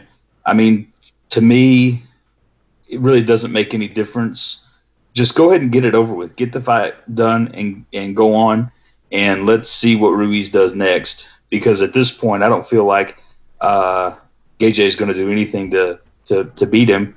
He seems so lost, like a little puppy dog. I mean, with his comments about lucky punches and so on and so forth. Even in the years that I've been watching boxing, I've never heard anyone, you know, fans will say lucky punch. You know, people will imply that sometimes. But whenever a fighter gets knocked out, if you think about some of the good fighters that you've seen, I think that I don't ever recall seeing someone say, he caught me with a lucky punch. They'll say something along the lines of, yeah, he caught me with a good punch that I didn't see, or he surprised me with a punch, or whatever. I mean, there's like 45 different ways you'll hear it phrased, but I've never heard anyone just flat out say, he caught me with a lucky punch. And if they have, it was more in terms of lucky because it did the trick, you know, not lucky because he just threw a punch and it magically landed. I mean, to me, it's completely ridiculous the way that he's behaving in terms of what you would expect to see from a fighter who's going to successfully bounce back. I just don't see it happening. I don't know, though. I mean, you know, I don't think it's going to happen over in Saudi Arabia, and I don't know if it'll happen in Madison Square Garden. I really don't give a fuck where it happens, to be honest with you, though. Just want to see it and watch Gage get ruined again. Yeah, maybe they could box in Texas with Oliver McCall on the undercard. AJ does look a lot different physically. He looks like one of those blow-up beds, you know, when you blow them up and then the next morning it hasn't slightly gone down, but it's gone down a little bit, sort of looking a bit sorry for itself, looking a bit crumpled. Let's move on from the AJ chat. On towards Kovalev Yarde very shortly. Before we do, bit of housekeeping. Let us move on through episode 336. Brandon Figueroa is in action next Saturday evening on USA Fox Sports 1 against Javier Nicolas Chacon. Like the look of this Figueroa, I think he's going places. Better than his brother anyway, as long as he doesn't start crashing into people and getting all fat. Andy, don't worry about that. What about this? Title watch. Andy Patterson's Twitter, at AndyP792 earlier on. Next week in Egypt, future great IFL legend Prince Patel will fight for the vacant African Boxing Union £118 title versus Idi Kayumba from Tanzania. Mr. Kayumba, says you, Andy, has literally had a fight in a backyard on a street corner. That counts as a pro fight. Yep. There you go. Yeah, how's that, mate? Yeah, Eddie. Yeah, as I say, I was talking to Tommy last night. As I say, a wee bit, and I said, like, you need to go and check this fight out. Literally, he's fighting. It sounded like he was fighting outside somebody's back door. That's how it fucking looked like. It's a pro fight. We know what Patel was like in that. We know his shit and stuff. This is probably his level of opposition. What I would like to know, what is his heritage? Yemeni? I have absolutely no idea. I thought it was. I just want to know how the fuck he's qualified for an African title fight. That's what I want to know.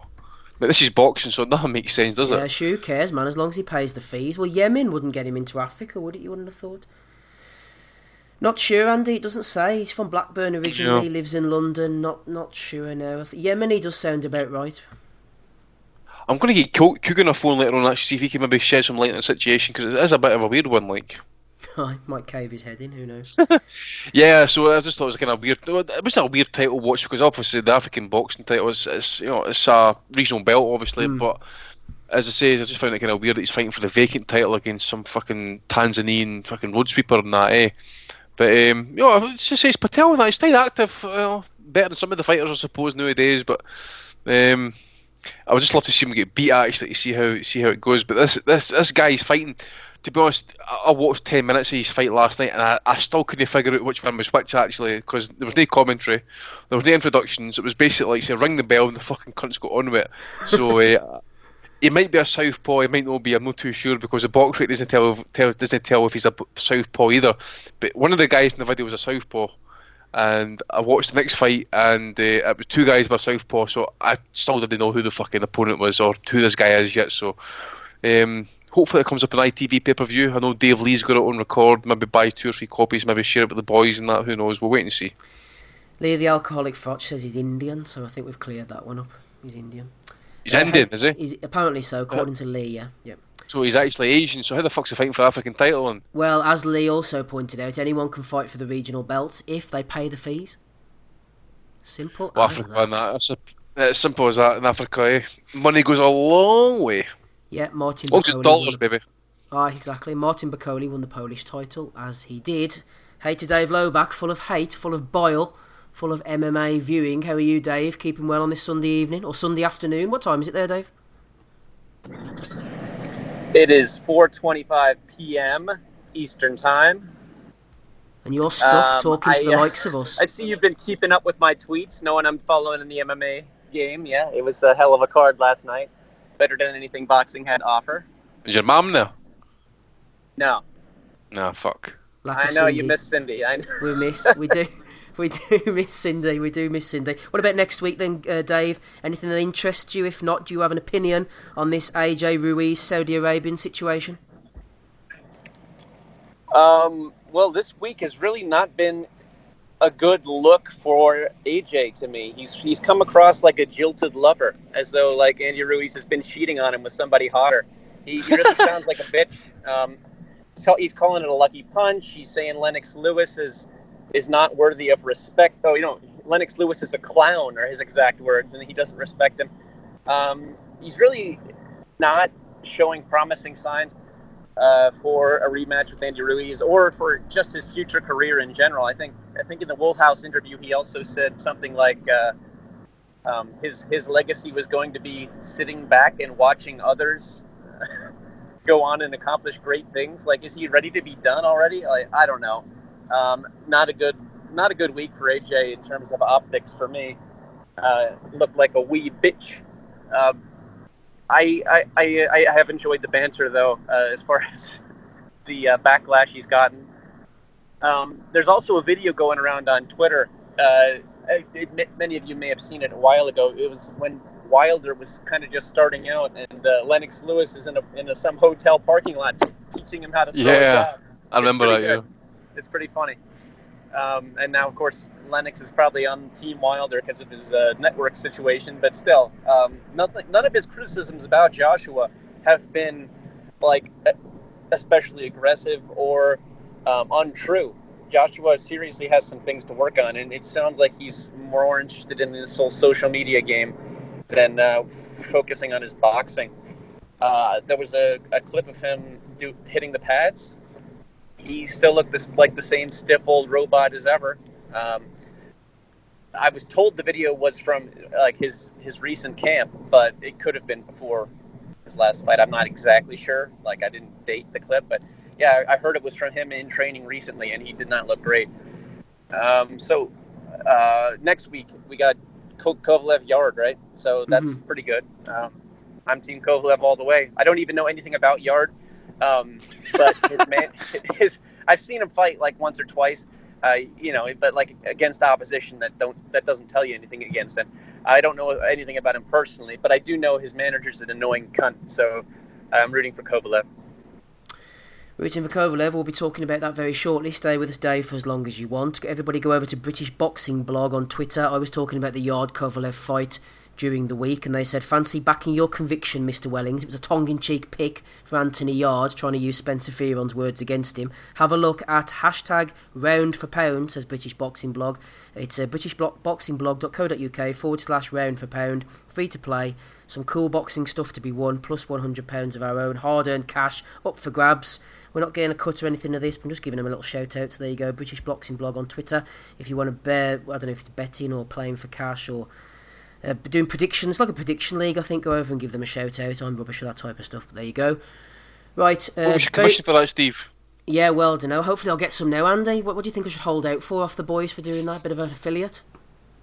Oh, I thought you already had a commission fee before you did. Mate, listen, mate, you didn't go and do promotions like that and not have a fee arranged before you do that, man. I thought I taught you better than that. I'm a man of the people, Andy, man. I'm a man of the people, you know? Man of the people. You brought Joseph Agio to the Bassies, baby. I know, yeah. I think I owe you money for that, sorry. You're fucking right. Anyway. Brian King was happy I about it. Not only has he been promoting conspiracy theories explicitly this week, but I saw that he was, I think, tweeting about Donald Trump as well. Oh, there's nothing that escapes the doctor, Dave. Can he beat Big Donny, by the way? Big Donny's a gentleman. Yeah, there you go. Right, let's move on. Gabe, quick one from you before we get into Yarde, Kovalev, Eddie Hearn. Just a quick insert here. I think that's the only time we're ever going to hear Andy say Donny's a gentleman. That's what I was thinking at first before I realised what he was saying. He is a gentleman though, isn't he? Where is Donny Baseball these days? I'll tell you where he is. I'll tell you exactly where he is. I was thinking about poor Donny tonight, actually. Well, it's literally like 3 weeks to his wedding. Oh. 3 weeks to his wedding, baby. I think so, maybe 2 weeks. I was meant to be gone to it, actually, until the wee man arrived. 3 weeks to his wedding. That's where he is, by the way. He's on his knees now. He's like looking up to the gods, or whatever his god is, and that praying, take me now. Bury me now. I'm going to say, you think he'd rather be hanging around with us, Andy, than having to put up with all that shit? Yeah, I know, man, but in America, it's a totally different gravy train over there. Like, you know, the woman is like the boss when it comes to her wedding day, and Donny will be bending her, receiving, so he gives his bride all she wants. But he told us a few months ago he was going to have to like start working out because there's no way he was going to fit into his suit. He's probably on his exercise bike with like his knee sweats on. He probably sleeps with cling film about his stomach and that as well to sweat it out, the fat bastard. Sweating in his comb over. I need a hair transplant shortly as well, actually. I mean, well, maybe he could go to the British Hair Clinic. He could go to the British Hair Clinic, Andy. They do a fantastic service. Again, not promoting them. I remember James you by the way. Right enough. I'm available for commissions. Right, quickly, Gabe, tell me about this card next weekend as briefly as you can. Juan Francisco Estrada against the auspicious D. Wayne Beamon. Also slots for Liam Smith, John O'Carroll, naturally over in Mexico, and Filip Hrgovic as well. Any interest, or will you be watching this on DAZN, Gabe? I will be watching for Estrada. He's absolutely one of my top favorite fighters to watch. If you guys don't like him, I don't know what the fuck you're doing on this show. Gabe, I've actually got one of his fights on right now, mate. I've got the Quadras fight on right now. I knew that you would like him. Yeah. He's really just a tremendous blend of boxing, precision talent, and fucking balls, man. That guy's is the fucking balls. That's what he is. There's not a fighter right now probably that I have more respect for his technical talent and skills and knowledge, and at the same time that he will step in and go to battle with a motherfucker. I mean, this guy is probably one of my favorite fighters out right now. So for any of our fans, I'm pretty sure most of our fans have seen his big profile fights. And if you haven't, I encourage you to do so. But for me, Estrada alone is worth the cost of admission for my DAZN subscription. I mean, there's always a couple of other people that I wanted to keep an eye on and watch out for and stuff like that. But he's honestly probably one of my top favorite fighters right now. Just anytime he's in the ring, he's going to have a tremendous opportunity to win just because of his IQ and his ability. And so I don't know this fight that he's coming up in if it's going to be much account of watching for people that are hoping to see a really competitive matchup. I mean, it very well could be, but I just really don't feel like it's going to be really one of those fights that everyone's going to want to tune in for. I wouldn't even call it a sleeper chance for a great fight. I just think he's probably going to go in, get the business done, and get back to the gym and hopefully come back again pretty soon. I mean, just a tremendous talent, just a tremendous talent. But the rest of the card, don't give a fuck about it. Couldn't care less. Trying to think of anything else that I know of was on the card. I know which fights you mentioned. I don't think there was any like up and coming guys that I was really hoping to see on that card either. So for me, it's kind of a wash. Really don't give much of a damn about that card, except for that fight. I mean, that's the main event. So, I mean, you know, I got to be real honest with you. The next few weeks, there's a couple of fighters that I like, but I'm not excited for the matchups. So, you know, I'm always excited to watch a Strada fight. I like watching the Erislandy Lara fight, but neither of those guys are in a fight that I feel is going to be really good. You know, Lara in his last fight looked like he may be slowing down a little bit, so maybe the shitty Alvarez brother can give him a little bit of a hard time. I don't know if that'll be the case or not. I really don't expect it to be, but I mean, there's really very little coming up in the next few weeks that I'm really excited to see. I do think next week James Kirkland is coming back down in Austin, so it's only 2 hours drive. Yeah, I noticed his name last night. Actually, it just randomly came right out of the blue. I was like, "Fuck, he's alive!" But he's fighting next week. He said. Yeah, it's wait, hold on. Maybe the week after that. Maybe it's the what will it be? Yeah, there was it's like in a fucking 6-rounder or some shit. Yeah. I don't know, man. I don't know. I am excited to watch the Strada fight, to answer your question, Steve. But if I was talking to the fans at large, I would say I wouldn't run out and do a zone subscription just for this card. I don't see much on there that I'm thrilled about. Yeah, for the first time in nearly 4 years, James Kirkland returns next weekend. I missed this one. He's in against 13 wins, 14 losses, Colby Quarter. So there you go. We could be catching him at the right time for the big return for James Kirkland. Let's get stuck in then to this Sergey Kovalev Anthony Yarde talk. Back with him. What is it, sir? Did it say anything about Ann Wolf coming back with him? Not heard anything about Ann Wolf, but that's exactly what he needs, isn't it? Someone shoving a firework up his hole, getting him carrying tractor tyres, jumping over walls, punching midgets, all the type of stuff that Ann has him doing. That's exactly what he needs. Hey, Steve, I think it might be, man. Whenever that guy was with Ann Wolf, he was a different kind of monster. And I don't know what it was about those two. And I don't think her training was anything to write home about in terms of actually doing like these amazing things. But there was something about those two whenever they were paired up together that she could get the best out of fucking James Kirkland. And I think he could have had a much more productive career than he's had at this point. But that doesn't mean a whole lot. Yeah.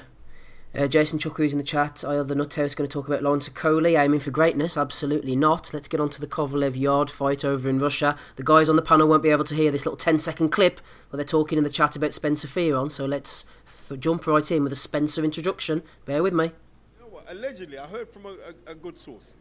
But it's allegedly, so I don't want no one trying to sue me. But allegedly, Yarde has failed a test. This is the talk that I'm hearing. This is the talk that I'm hearing, Sir Spencer. Listen to that one back, everybody. Let's get on to you first of all, Andy. Bit of a historical question jumping in here. Phil McCracken was nominating Boxing-UK for Bellew of the Week. Boxing UK are these guys, I think, who always gone on about, oh, thank you for a press pass. We've got a press pass. We will honour the press pass. Thank you for giving it to us and all these type of guys. Anyway, they said, would an Anthony Yarde win, Andy, be right up there with Lloyd Honeyghan doing a win over Don Curry in his backyard all those years ago? I'm going to say, Andy, that I don't think that Yarde, as impressive as his win over Kovalev would be, given the circumstances, would be up there, even though I wasn't around at the time, looking back in history, with Lloyd Honeyghan's win over Don Curry. You're the authority, Andy. What do you think? Yeah, I wouldn't go quite that far, mate, but Lloyd Honeyghan's win against Don Curry was pretty sensational, purely because Curry was the man at the weight. There was no dispute, and he went in there and absolutely ragdolled him. People will lay reference to it. I think there's no issues with Curry's weight or something like that.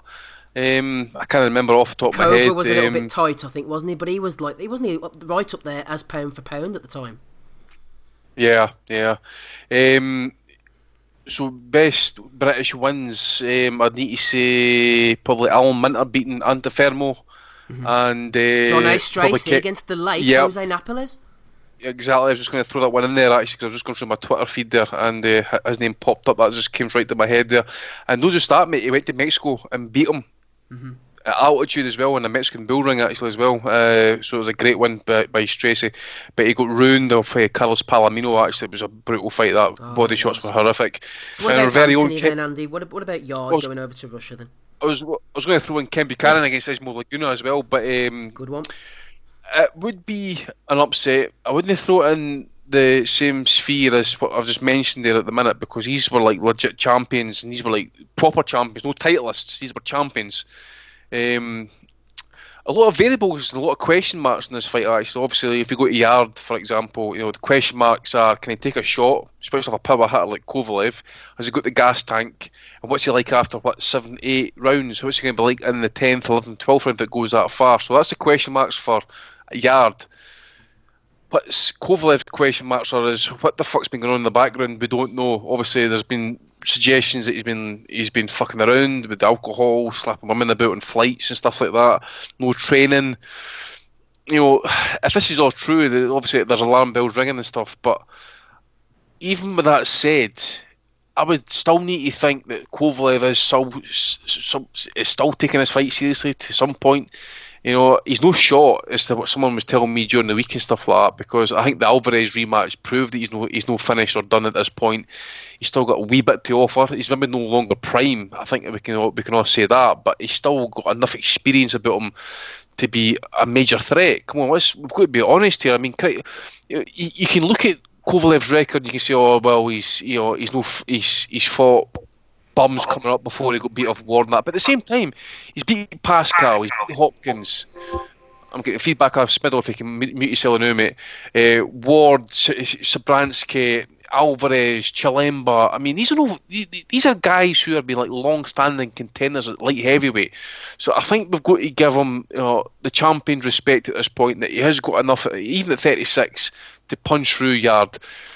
Again, it's a question mark. Has he been training properly in that? We don't know. We'll not know until the fight happens itself. We'll maybe know a wee bit better. I mean, that's skills. How good do they look in skills? We don't know.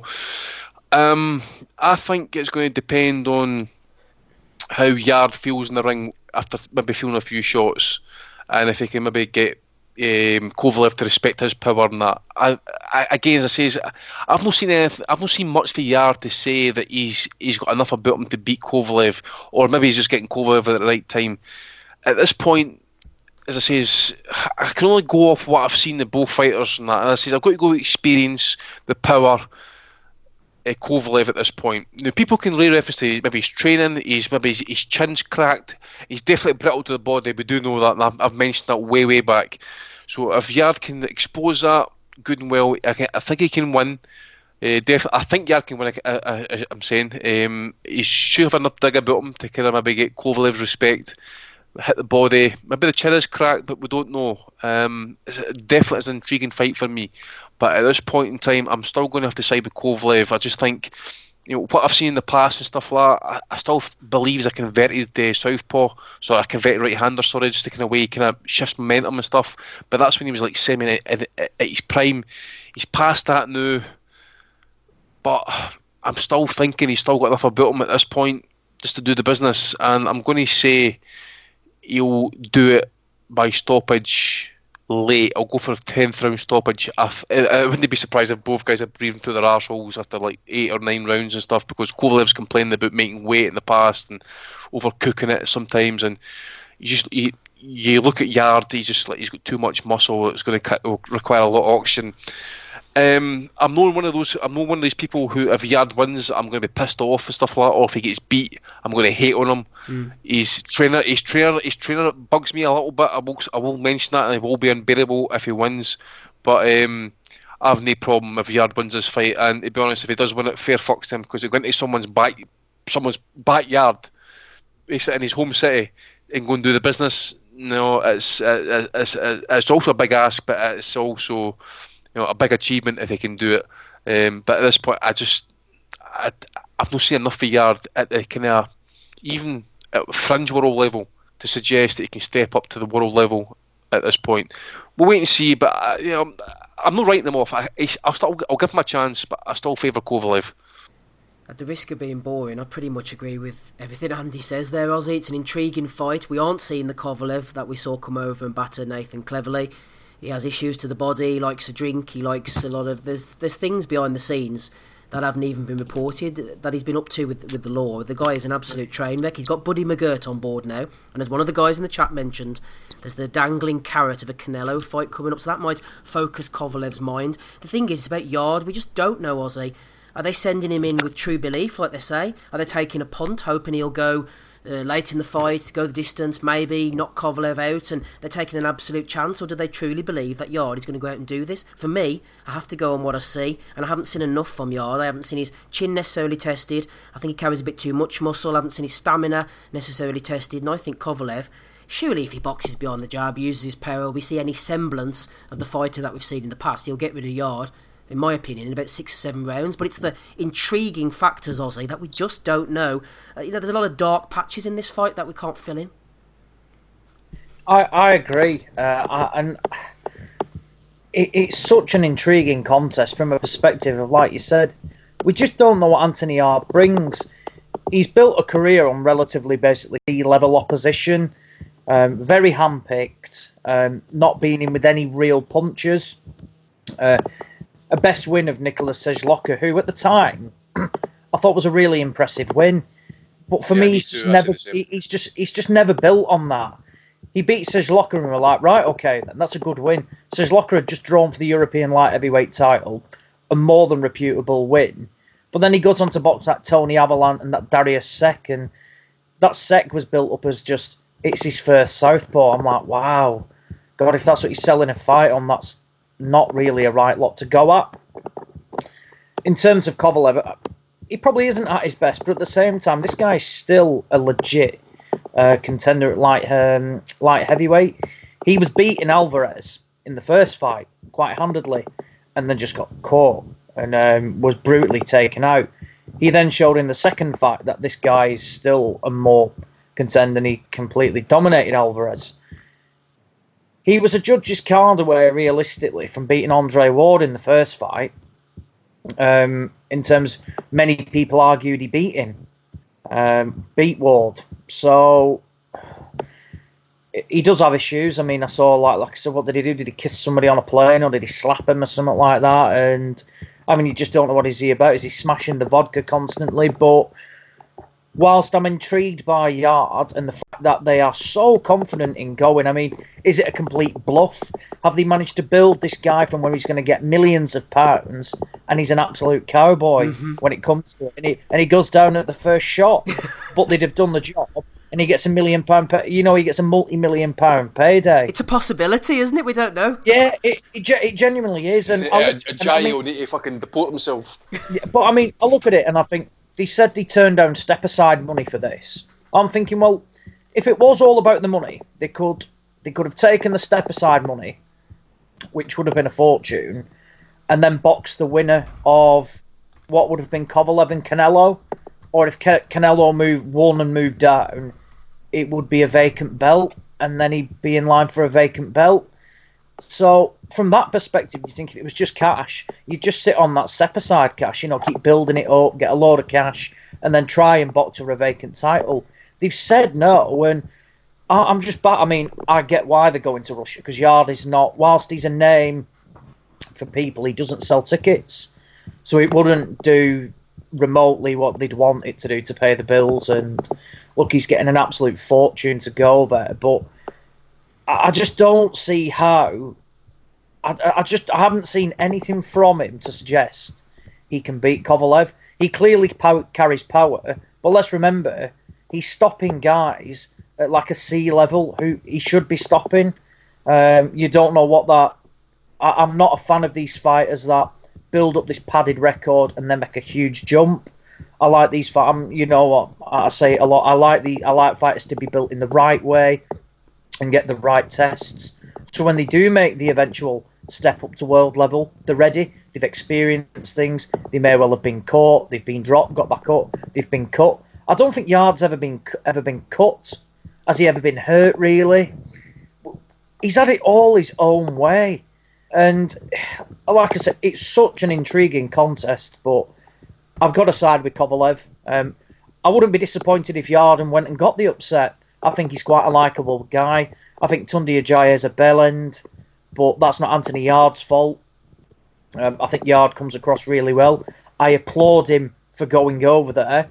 I mean, he's got the cash, but we saw Dillian White turn down a fight with Kubrat Pulev to become the number one contender for the IBF, going to Bulgaria. I understand this is for a world title, but I would say this is a much more difficult contest in that perspective.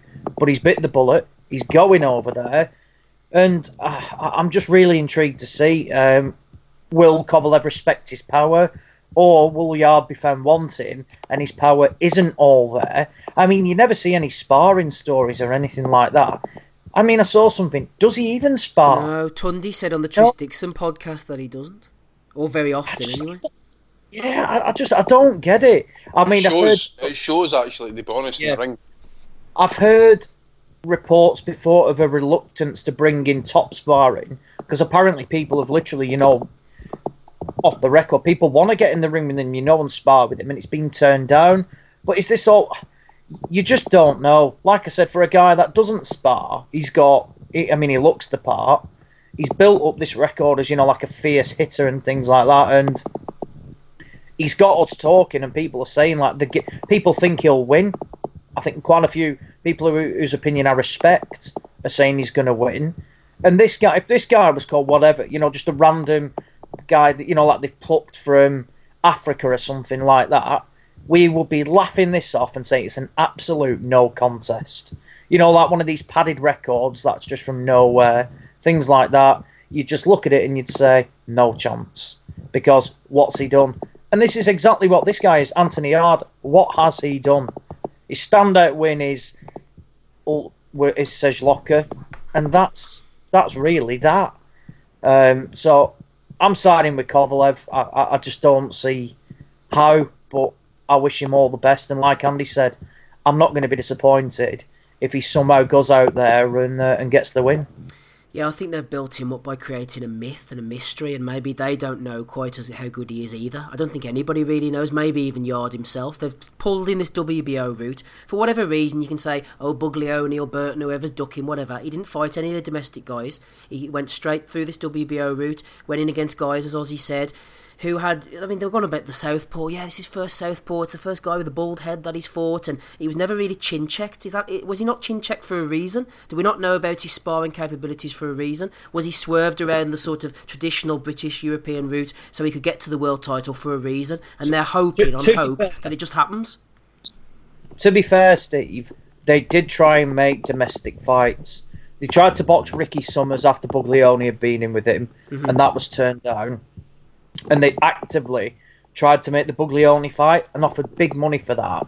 And Buglioni went and boxed that Fan Long Meng in Monaco and got stopped there. I think they basically told Jose Burton to piss off, because who is Jose Burton?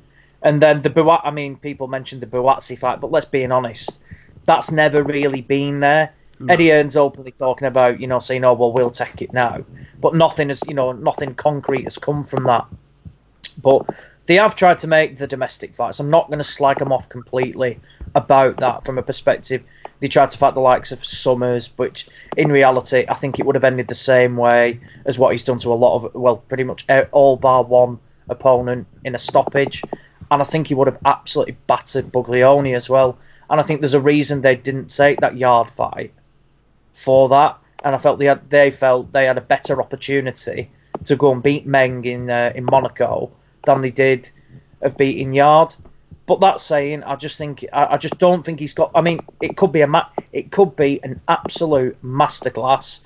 He goes in there and he demolishes Kovalev, and we're all thinking, wow, like what have they been worried about? Why has he been so protected? But then at the same time, if he goes in there, I genuinely believe he could get blasted out in a round or two, because you just don't know. He's never been chin checked. Kovalev can bang as well. We're not talking, like some pussy hitter. He can punch and punch hard, and it genuinely wouldn't shock me to see Yarde basically be the victim of a highlight knockout KO. Yeah, no, fair play on the British stuff. I think that people are going to be finding out a lot of things about Anthony Yarde, as I said before, on the night. That includes his promoter himself and his manager and his matchmaker and his trainer and God knows who else. I think there's a lot that we don't know and that nobody knows, and they're just waiting to find out on the night. Let's get a stateside view before we go to you, Adam Smido-Smith. How about you, Dave, the hater low back? I know you said you weren't really that interested, but the machine, Anthony Yarde, big puncher, picked his shots nicely against Travis Reeves. There is some boxing ability there, even though he hadn't got an extensive amateur career. Kovalev have too much experience, too much punching power for him, Dave? Well, as I said, I'm rooting for Kovalev, but as Ozzy theorized, are they bluffing or are they not? This is like a poker hand, like, because they are showing some real balls by going to Russia, by taking this big fight against a massive puncher with so little experience. So, credit to them for that. I'm going to say, though, they aren't bluffing. I think they see something in Kovalev, and I think they might just be making a really smart gamble here. And I think that Yarde, is it Yarde or Yard? I know Yarde. It's actually pronounced Yarde. Yarde could beat Andre Ward given 5 years. But I think that Yarde is. I think he's probably going to get this. I think he's going to get it. I don't want to see it, and I'm certainly not in any position to break this down stylistically because I don't know how Yarde fights really in detail. I've seen him get a couple knockouts. I really don't know much about him. Never seen him in the gym or heard him interviewed. So I know he's fast and he's got a good punch to him. He's in good shape relatively. So I just think that, things are going to kind of come together for him here. I think Kovalev's outside the ring antics are going to catch up with him as they have before. And I think that Yarde will be motivated and pumped by the hostile crowd, which, oftentimes you think that the home crowd is an advantage. I think it could be a disadvantage, honestly, in many cases. Dave, if Yarde wins, yes, is there a chance that he might get taken into sexual slavery and we'll never see him again? You'd have to ask Andy about that. I heard Ricky Hatton has experience. I'm not sure about the Chechen situation just now. I would hope that wouldn't happen, win, lose, or draw. Sex slavery is a bad thing. I do think that Yarde's going to get rid of him though in 4 or 5 rounds. I think it's going to be an upset win, and it's going to be big for his career. There we go. David Hayter-Loback is backing Yarde. Take Ames in the chat says, I guess I'm the only one going with Yarde. Guess you're not, Mr. Ames. Dave the Hater's going with him as well. Talking of Take Ames, he's doing a live stream on his YouTube channel next weekend. He did one for Dubois Gorman before, and Jennings against Joyce. He's doing one for Yarde against Kovalev, and he's invited yours truly to jump on. So that could be excellent and horrific in equal measure, listening to me and Take Ames talking about Yarde against Kovalev next Saturday evening from 7:30, everybody. Be there or be square. Right, Gabe, let's go on to you before we go on to Adam Smith. Andy has nominated a Bellew of the Week for Ben Davison, who is obviously the esteemed trainer of Billy Joe Saunders and Tyson Fury. Ben Davison said that Anthony Yarde is a better boxer than Sergei Kovalev. Lol, said Andy. Hashtag Bellew of the Week. This seems to be a narrative, Gabe, that we've heard before, doesn't it? People Sky, this time it's BT. Kovalev. We've heard the boxer thing with Kovalev, haven't we? They said it with Andre Ward, and fair enough, you can make an argument or whatever. I remember Billy Nelson was trying to say on Twitter before that Kovalev wasn't really a good boxer. He was trying to paint him as more of a slugger. Kovalev, he has power, destructive power, but I don't class him as a slugger. This is no mug. He's a good amateur. He's been a good boxer all his career. He's got Buddy McGirt in the corner. You go in before Gabe, then Andy. I don't think Yarde's a better boxer than Kovalev. Let Gabe go. Let Gabe go. No, I agree with you. That's what I'm saying. But if you look at it, Kovalev is a good, competent fighter. I mean, we need to dispel. It's like fucking saying Roberto Duran was a brawler. That's just complete myth. Kovalev is a good, competent boxer. He took Andre Ward in the first fight. He took him to. To me, he won the fight, but he took him the distance, and he lost that fight by a razor close ball. And Andre Ward is considered one of the greatest all-round boxers of this generation. Yes. So I'm sorry, but you do not last that long with Andre Ward if you cannot box. I've seen Kessler get taken apart. I've seen Frost get taken apart. I've seen everybody get taken apart by Andre Ward. Kovalev was the one fighter that always pushed him close until the rematch. Well, we can talk about the rematch if you want to, but we'll just discuss the first fight. He pushed him all the way, should have got the decision, dropped him. But as I say, to say that he's nothing but a power puncher is absolutely wrong. I'm sorry. And this is something that I've always discussed with people. Maybe I've said back in the day and stuff like that. I don't know if he still listens to us and stuff, but it's just wrong to say that all he is a power puncher. As you say, Steve, he was a good, competent amateur back in the day and stuff. He sets his shots up pretty well. Power punchers are obviously natural and stuff like that, but at the same time, you still need the solid base to throw your shots. You still need to be your footwork, your feet in a proper position to unload and get the torque in those shots, because you didn't throw fucking punches for your shoulders. You throw it through your fucking full torque of your body, and Kovalev does that. He's a good, competent fighter, always has been. Go on then, Gabe. Agree or deny? Disagree? Yeah, I don't have anything to debate with that. That's pretty much a perfect response. He beat Bernard Hopkins pretty easily too, and I don't recall a whole lot of bad boxers or poor boxers getting their way with Bernard Hopkins. I mean, say what you will, but I don't see how anyone could make a statement like that and actually really believe it. I mean, I would tend to believe that anybody who's watched Kovalev fights over the years has seen what he can do. I mean, look at some of the best punchers that we've ever seen. I'll just give you one off the top of my head. Randall Bailey. Randall Bailey was a fucking tremendous puncher. That guy punches like a mule kicks. He didn't even have to land clean and he could knock a motherfucker smooth out. But what kind of career did he go on to have? Not a terrific one. Why do you think that is? Well, I can tell you exactly why it is, because his boxing wasn't always really that great. He had some fundamental skills, but he never really developed in a way that would allow him to utilize that power consistently. So he had a lot of knockouts, he had a lot of wins, but he never reached a higher level of the sport because his boxing wasn't as good. And that's the opposite of what you see with Kovalev. I mean, David Lemieux's a bit like that, Gabe. Sorry to interrupt you. What's that? David Lemieux's a little bit like that as well. To a lesser extent, I think so too. Or what do you mean? Like he's more like Bailey, or? Well, yeah, he has that type of. He's a massive puncher, but he hasn't always got the footwork and the ability to get into range. And against the better guys, sure. He gets found out. Yeah, that's a great shout. I think that's a absolutely great comparison there. We could sit here for hours naming off lists of people who have had tremendous power, but just for whatever reason couldn't make appropriate use of it in all contexts because they didn't have a fundamental base, like Andy said. I'm not going to drag this on and kick a dead horse, but Andy's pretty much right on topic here. For anyone to debate that Kovalev is a poor boxer, they're just either blind or they don't know shit about boxing, to quote Uncle Roger. Go on then, what about Kovalev Yarde? Give us a quick prediction, maybe a round, and by what method? Ooh, I don't know. I haven't seen enough of Yarde to say a good example. I mean, I can't picture all the possibilities in my head, so it's hard to say.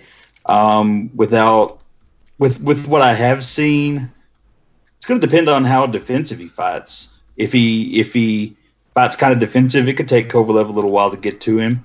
But if he goes in guns blazing and he's not the most intelligent guy, then I could see Kovalev taking him out fairly quickly too. I would say earliest you're probably looking at maybe a fourth round stoppage. I couldn't see it before then, just because of what Kovalev is now. He's not the same as he was a few years ago.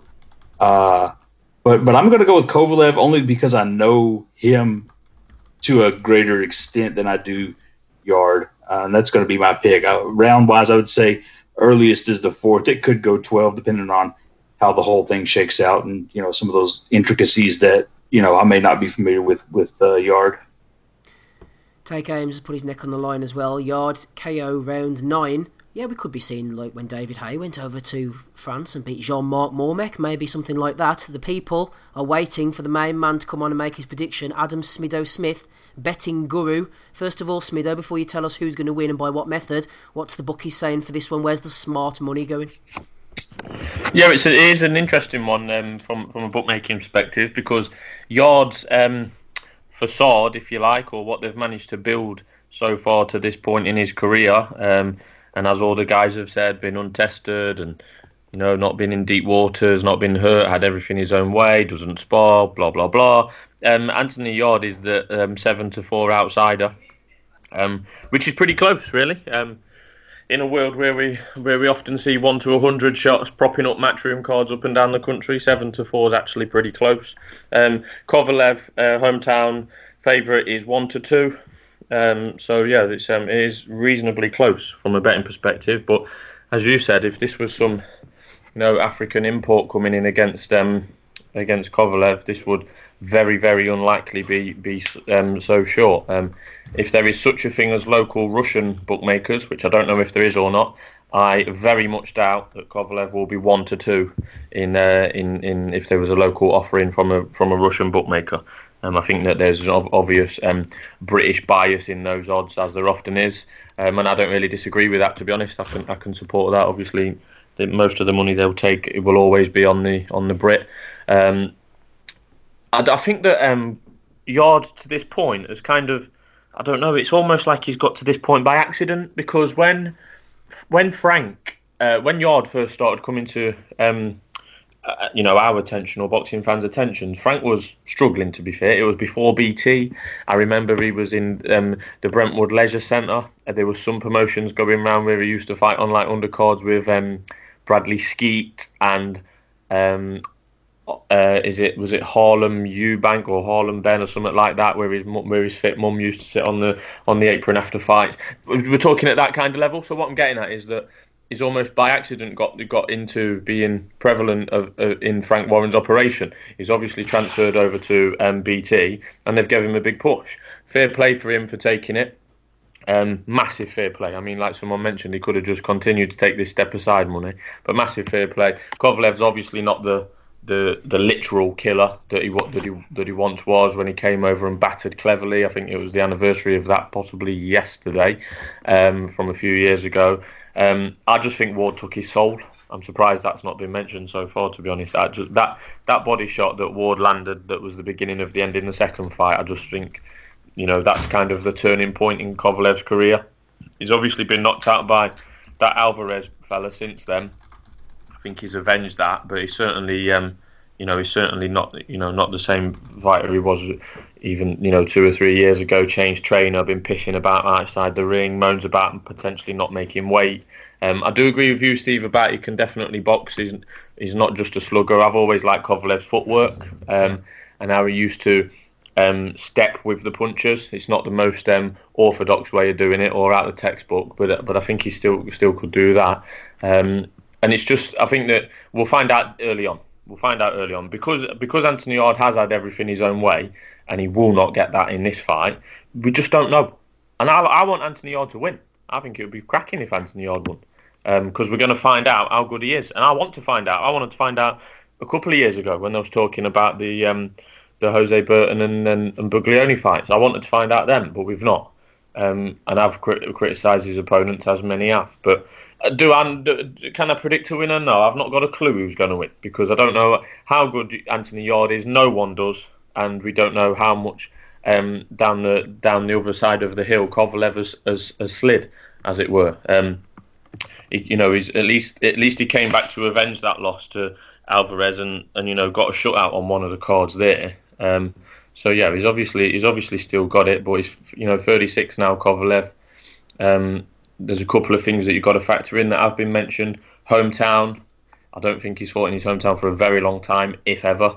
And that carrot, that massive carrot that is Mr. Canelo potentially on the other side, because I think that could well still happen probably early next year. So, or Cinco de Mayo, whatever it may be. So, yeah, massively intriguing. Closer on the betting than I thought it would be. Yeah, definitely closer on the betting than I thought it would be. I'm looking forward to watching it. I don't look forward to many fights nowadays, but I'm looking forward to that one. I just need to find a friend with who's got BT Sport. His name might be Ozzie Smith. You just don't know yet. Go on, neck on the line then, Smid. Come on, if you had to pick someone, I know you said that you really didn't know, but who would you go for? At the prices, I know it sounds a bit daft, but I'd definitely back Kovalev. Definitely at the prices. I think he should be significantly shorter than 1-2, particularly with that hometown advantage and the abundance of unknowns regarding Anthony Yarde. So I think Kovalev will win, but I would like Yarde to win, and I'm going to sit back and try and enjoy it for a change. Go ahead, Ozzy. Floor's yours. Yeah, so when I mentioned before about if this was the like a random African guy, it's literally the same. You know when Andrade boxed that? Was it Walter Kortendokwa?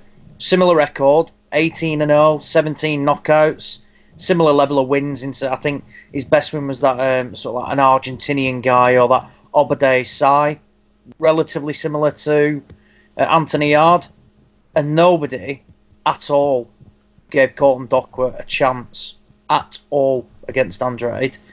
And you look at him from the same perspective, and why would you give Yarde a chance? The guy's not even challenged for a Commonwealth title. The only belts he's won is a Southern Area light heavyweight title, a WBO European, and a WBO Intercontinental. Now, I know belts aren't all the be-all and end-all, but the fact that he's not even challenged for any is ludicrous. So the more I think about it, I am gobsmacked at the prices. I am gobsmacked that Kovalev is 4-7 to win, because I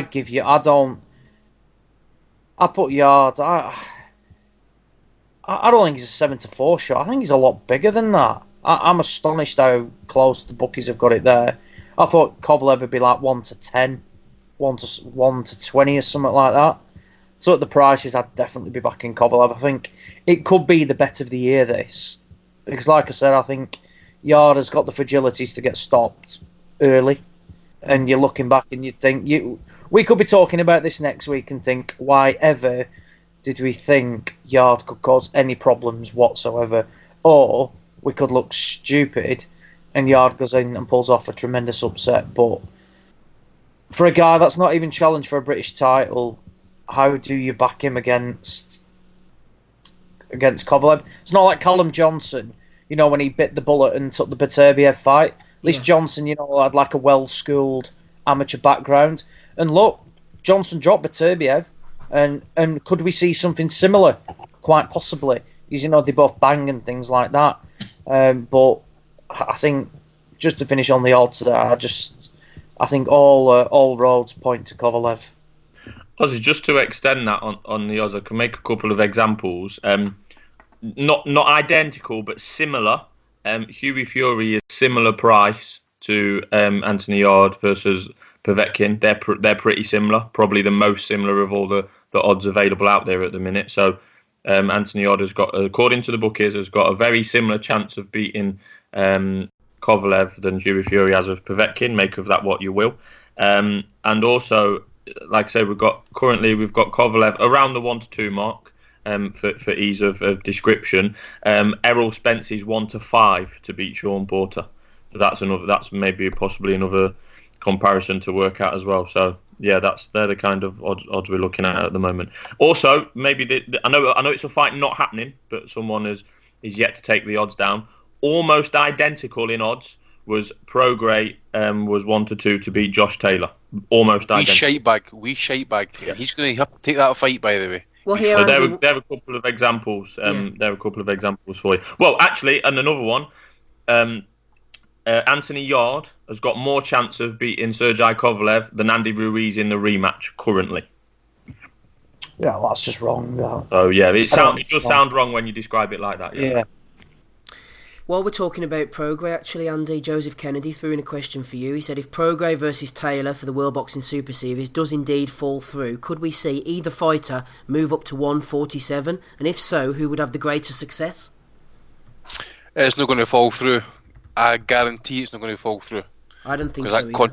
That contract is ironclad, and Lou DiBella knows it. He's fucking making a play. He doesn't want his man to get his ribs caved in like a claim and stuff like that. And it's a wee bit suspect that he's become this power puncher all of a sudden. Where he's sprung out of nowhere. And he's icing bodies and stuff. And there's been like times he's been on undercards. He's been like looking poor and all that sort of stuff. So it's a clear move. They're trying to get out the contract because they know Taylor's all bad for him. They want to cash out by maybe fighting Brunner, for example, because they know they can sell. And you can imagine the shit talk they two are going to fucking conjure up if that fight was ever to happen, Brunner and Prograis. I actually had a lot of respect for Prograis in that until he entered Glasgow with his fucking crew, sauntering around ringside, thinking he was a fucking bees bollocks and stuff like that, fucking staring down the crowd and that. I'm like, fuck off your WWE piss. This is Glasgow you're in, you fucking cunt. You didn't give a fuck for any of that shit. You want to fucking rock up in here, by the way, you're fucking going to end up getting some kind of end up putting a blade in you, and I'm not fucking kidding you, by the way. There's a reason why we're the fucking blade capital of the fucking world. Fucking arsehole. And he fucking starts saying, we didn't get paid. You fucking did get paid. You got your purse. What was late was the fucking bonus money. That's Vinnie Cummins that was giving me that info, by the way, just to kind of just to give the proper credit to him, by the way. I've asked Vinnie to come on the show as well. But yeah, that's a cut of the jib. I fucking pulled up Lou DiBella last night when he was tweeting about that as well. He never got back to me because he fucking knows I'm talking 100% truth. So the simple fact is this: you're trying to duck the fucking contract, you try to duck the fight, and you try to basically make up fucking shite, Lou. Yeah, Lou, you've got my fucking phone number if you're listening, you fucking wanker. Yeah, if people really want to know what my problem with fucking Lou is, by the way, you can come and give me a shout, by the way. You're a fucking absolute cunt of a human being, by the way. Did he want to fucking pull your weight when it came to fucking kids eating burn, you fucking cunt. But now, when it comes to your fucking fighter who's going to get his cunt caved in, we never got paid in time. We'll put papers in. We'll say we never got paid. You fucking did get paid. Your bonus was fucking late. So guess what? You have to fucking fight Josh Taylor, and you're gonna fucking help pick your fucking fighter up off of the canvas. You fucking baldy fucking prick. Wow. Joseph Kennedy also asked, which seems pretty light-hearted now compared to that. But Joseph Kennedy also said, on a side point, is the Mario Barrios versus Beta Akhmedov fight was announced recently for the WBA title on the Spence versus Porter undercard. Does this mean that Prograis has vacated, or is it just a mistake on BoxRec? Well, I had a little look into this, and we all know the WBA aren't afraid to create another title. But what's happened, I think, is whenever Prograis beat Relic, he got hold of this WBA title, but then he also had like a WBC belt, so I imagine the WBA have elevated him to some kind of super champion. The title then became vacant, and it's actually been fought for before this. Joe Alberto Puello beat Jonathan Alonso for it in Dominican Republic in 2019 in July there. It's now on the line for Barrios against Akhmedov, so it's actually been in Puello's possession since Prograis had it. Prograis, I imagine, is now like a super champion. So I'm just trying to clear that up. I know it's a bit boring, but anyway, the vacant WBA World Super Lightweight title is on the line for Akhmedov against Barrios, so I don't think Prograis has anything to do with it anymore, so there we go. Let's move on. Andy, just chilling out with you before Value of the Weeks. Jose Napoli, as we mentioned earlier, he obviously got knocked out in his final fight by John H. Stracey.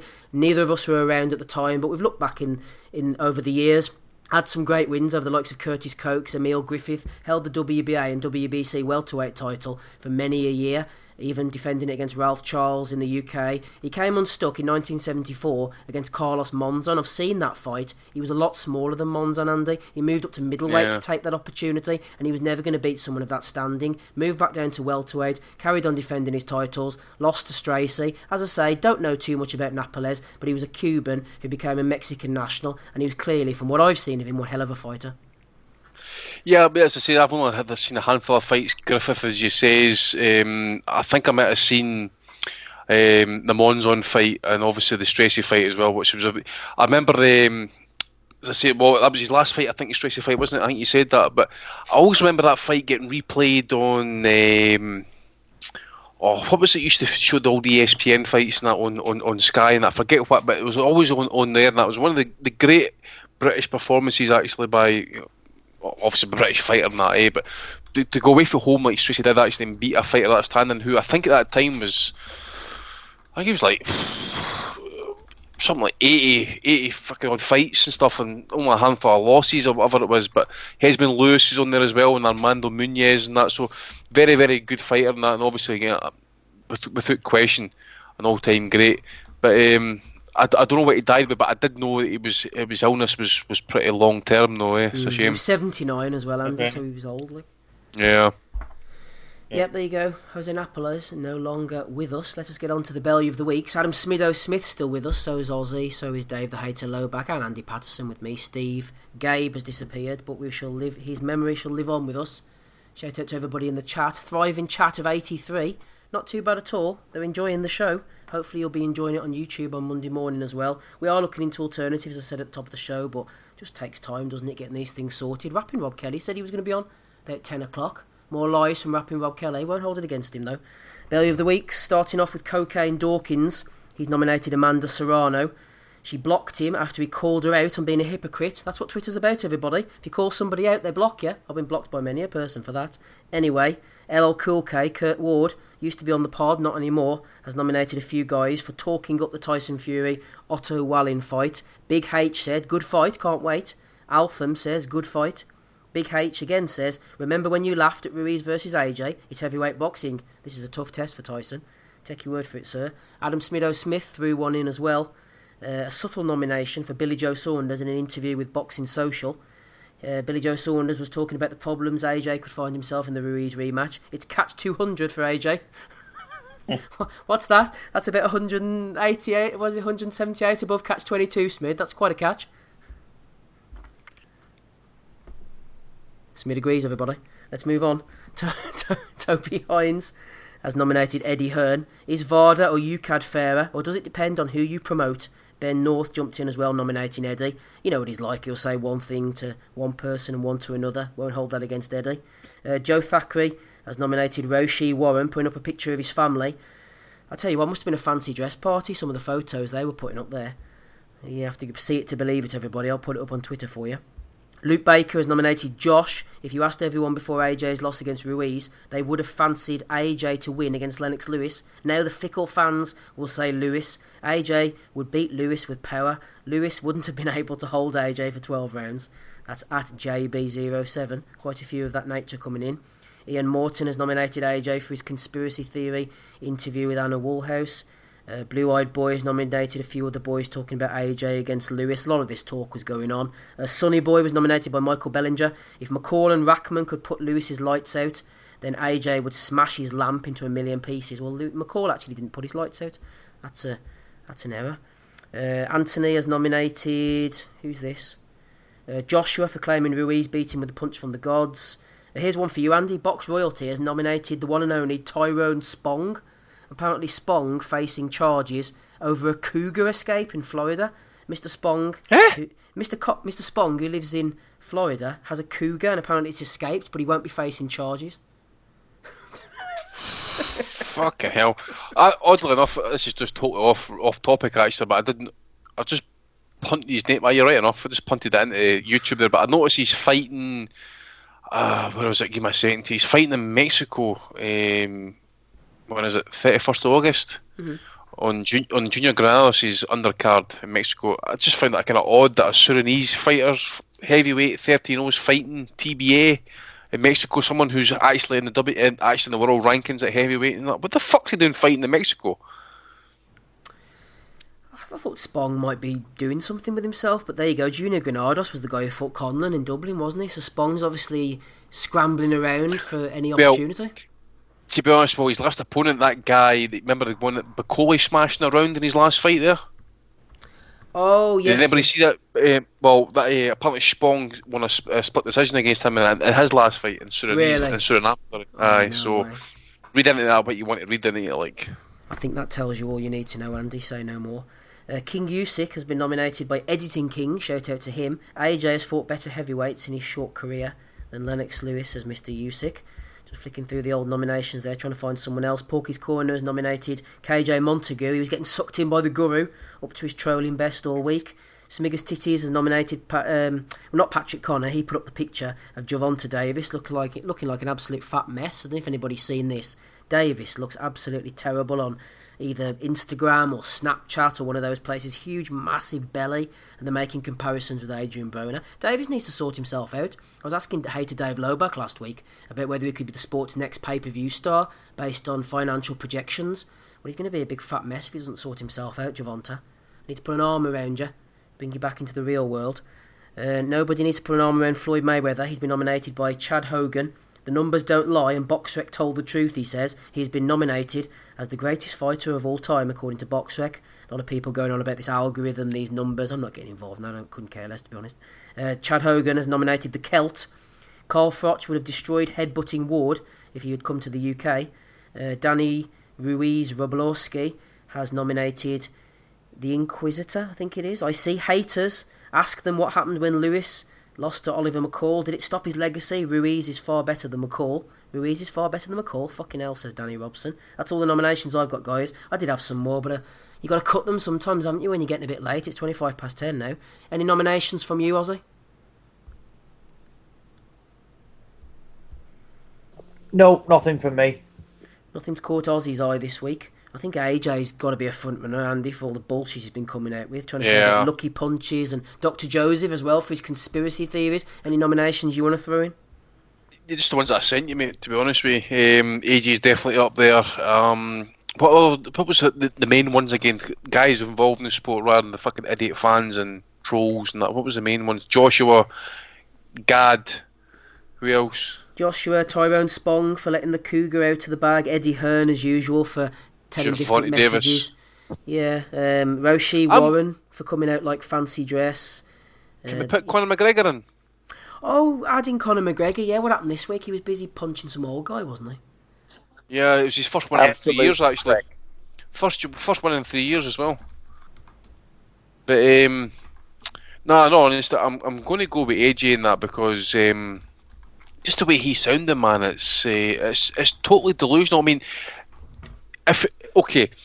people follow me on Twitter and stuff like that, right? I cop a fair bit of shit from time to time, right?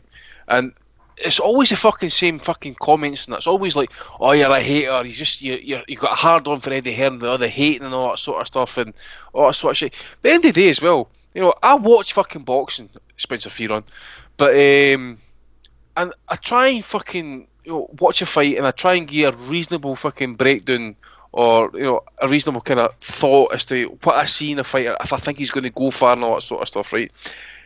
I said for fucking, I'm not going to say for day dot, but I said he was well overrated. People said the same thing. It's no fucking new news, right? But the delusion coming out of the fucking camp recently is incredible. But Antonio Tarver, as I says, if you think I'm hating, what's Antonio Tarver, who's been there and done it, by the way, saying on Twitter last night, AJ, contact me because you need help, because that video that you released is fucking delusional. Exact words, apart from the fucking comment, obviously. But, you know, that's a pro fighter saying that. So if it's me saying it, I'm a hater. What's Antonio Tarver? Is he a fucking hater? Or is he just like me, watching something that unfolded and seeing a fucking fighter unravel in front of our very eyes? And listen to him now. It's not an unraveling, it's unraveling in every fucking sense. Mentally, physically. It's just like he doesn't want to be there. So, as I says, I'm going to go with AJ this week and that. So, it's like he's trying to convince himself, and to have people saying like, it's just, again, as I said earlier on, it's like he lost a close fight, or, you know, the stoppage was like, you know, it was a weak stoppage or whatever, and that. People seem to fucking rewrite history about that fight. I just think it's wrong. And again, as I say, he's got too many arse lickers on about him. Fucking tell him what he needs to know what he wants to hear. It's that simple. AJ for Andy, AJ for me as well, yes. If Antonio Tarver, he's a guy who knows delusion when he sees it. Hey to Dave, who are you going for this week? Is it AJ for you as well? He's a strong front runner. It's got to be AJ. And I just want to put a quick note in there, as Andy was talking about, like, us being haters and whatnot. We've been talking about this a long time, and if you go back, this is something I did after his loss earlier in the year, which was a wonderful moment for many. I went back and listened to some of the episodes, like right after some of his other fights. Like I listened to the one after the Povetkin fight, I listened to the one after the Takam fight, and I was quite impressed, honestly, with our analysis of his flaws. We were spot on, and we called it like way back then. You know, these are some of the things that he's got to watch out for, and exactly that. I mean, it doesn't take a genius to notice his flaws either. To be honest, I mean, let's be fair.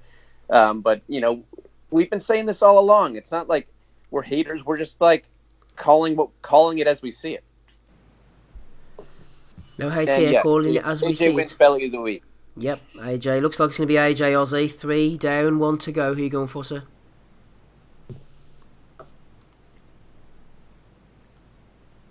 Who's getting your vote, Oz? You on the mute there? Sorry, I think it's only right that Femi does get that W tonight and claim the award.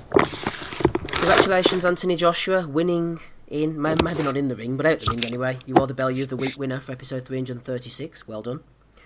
Thank you to everybody who's been on tonight. We shall call it a wrap then. We did 2.5 hours for you. Can't say we ain't putting it in. Andy Patterson here as always. Ozzy Smith back with us. Good to have him on.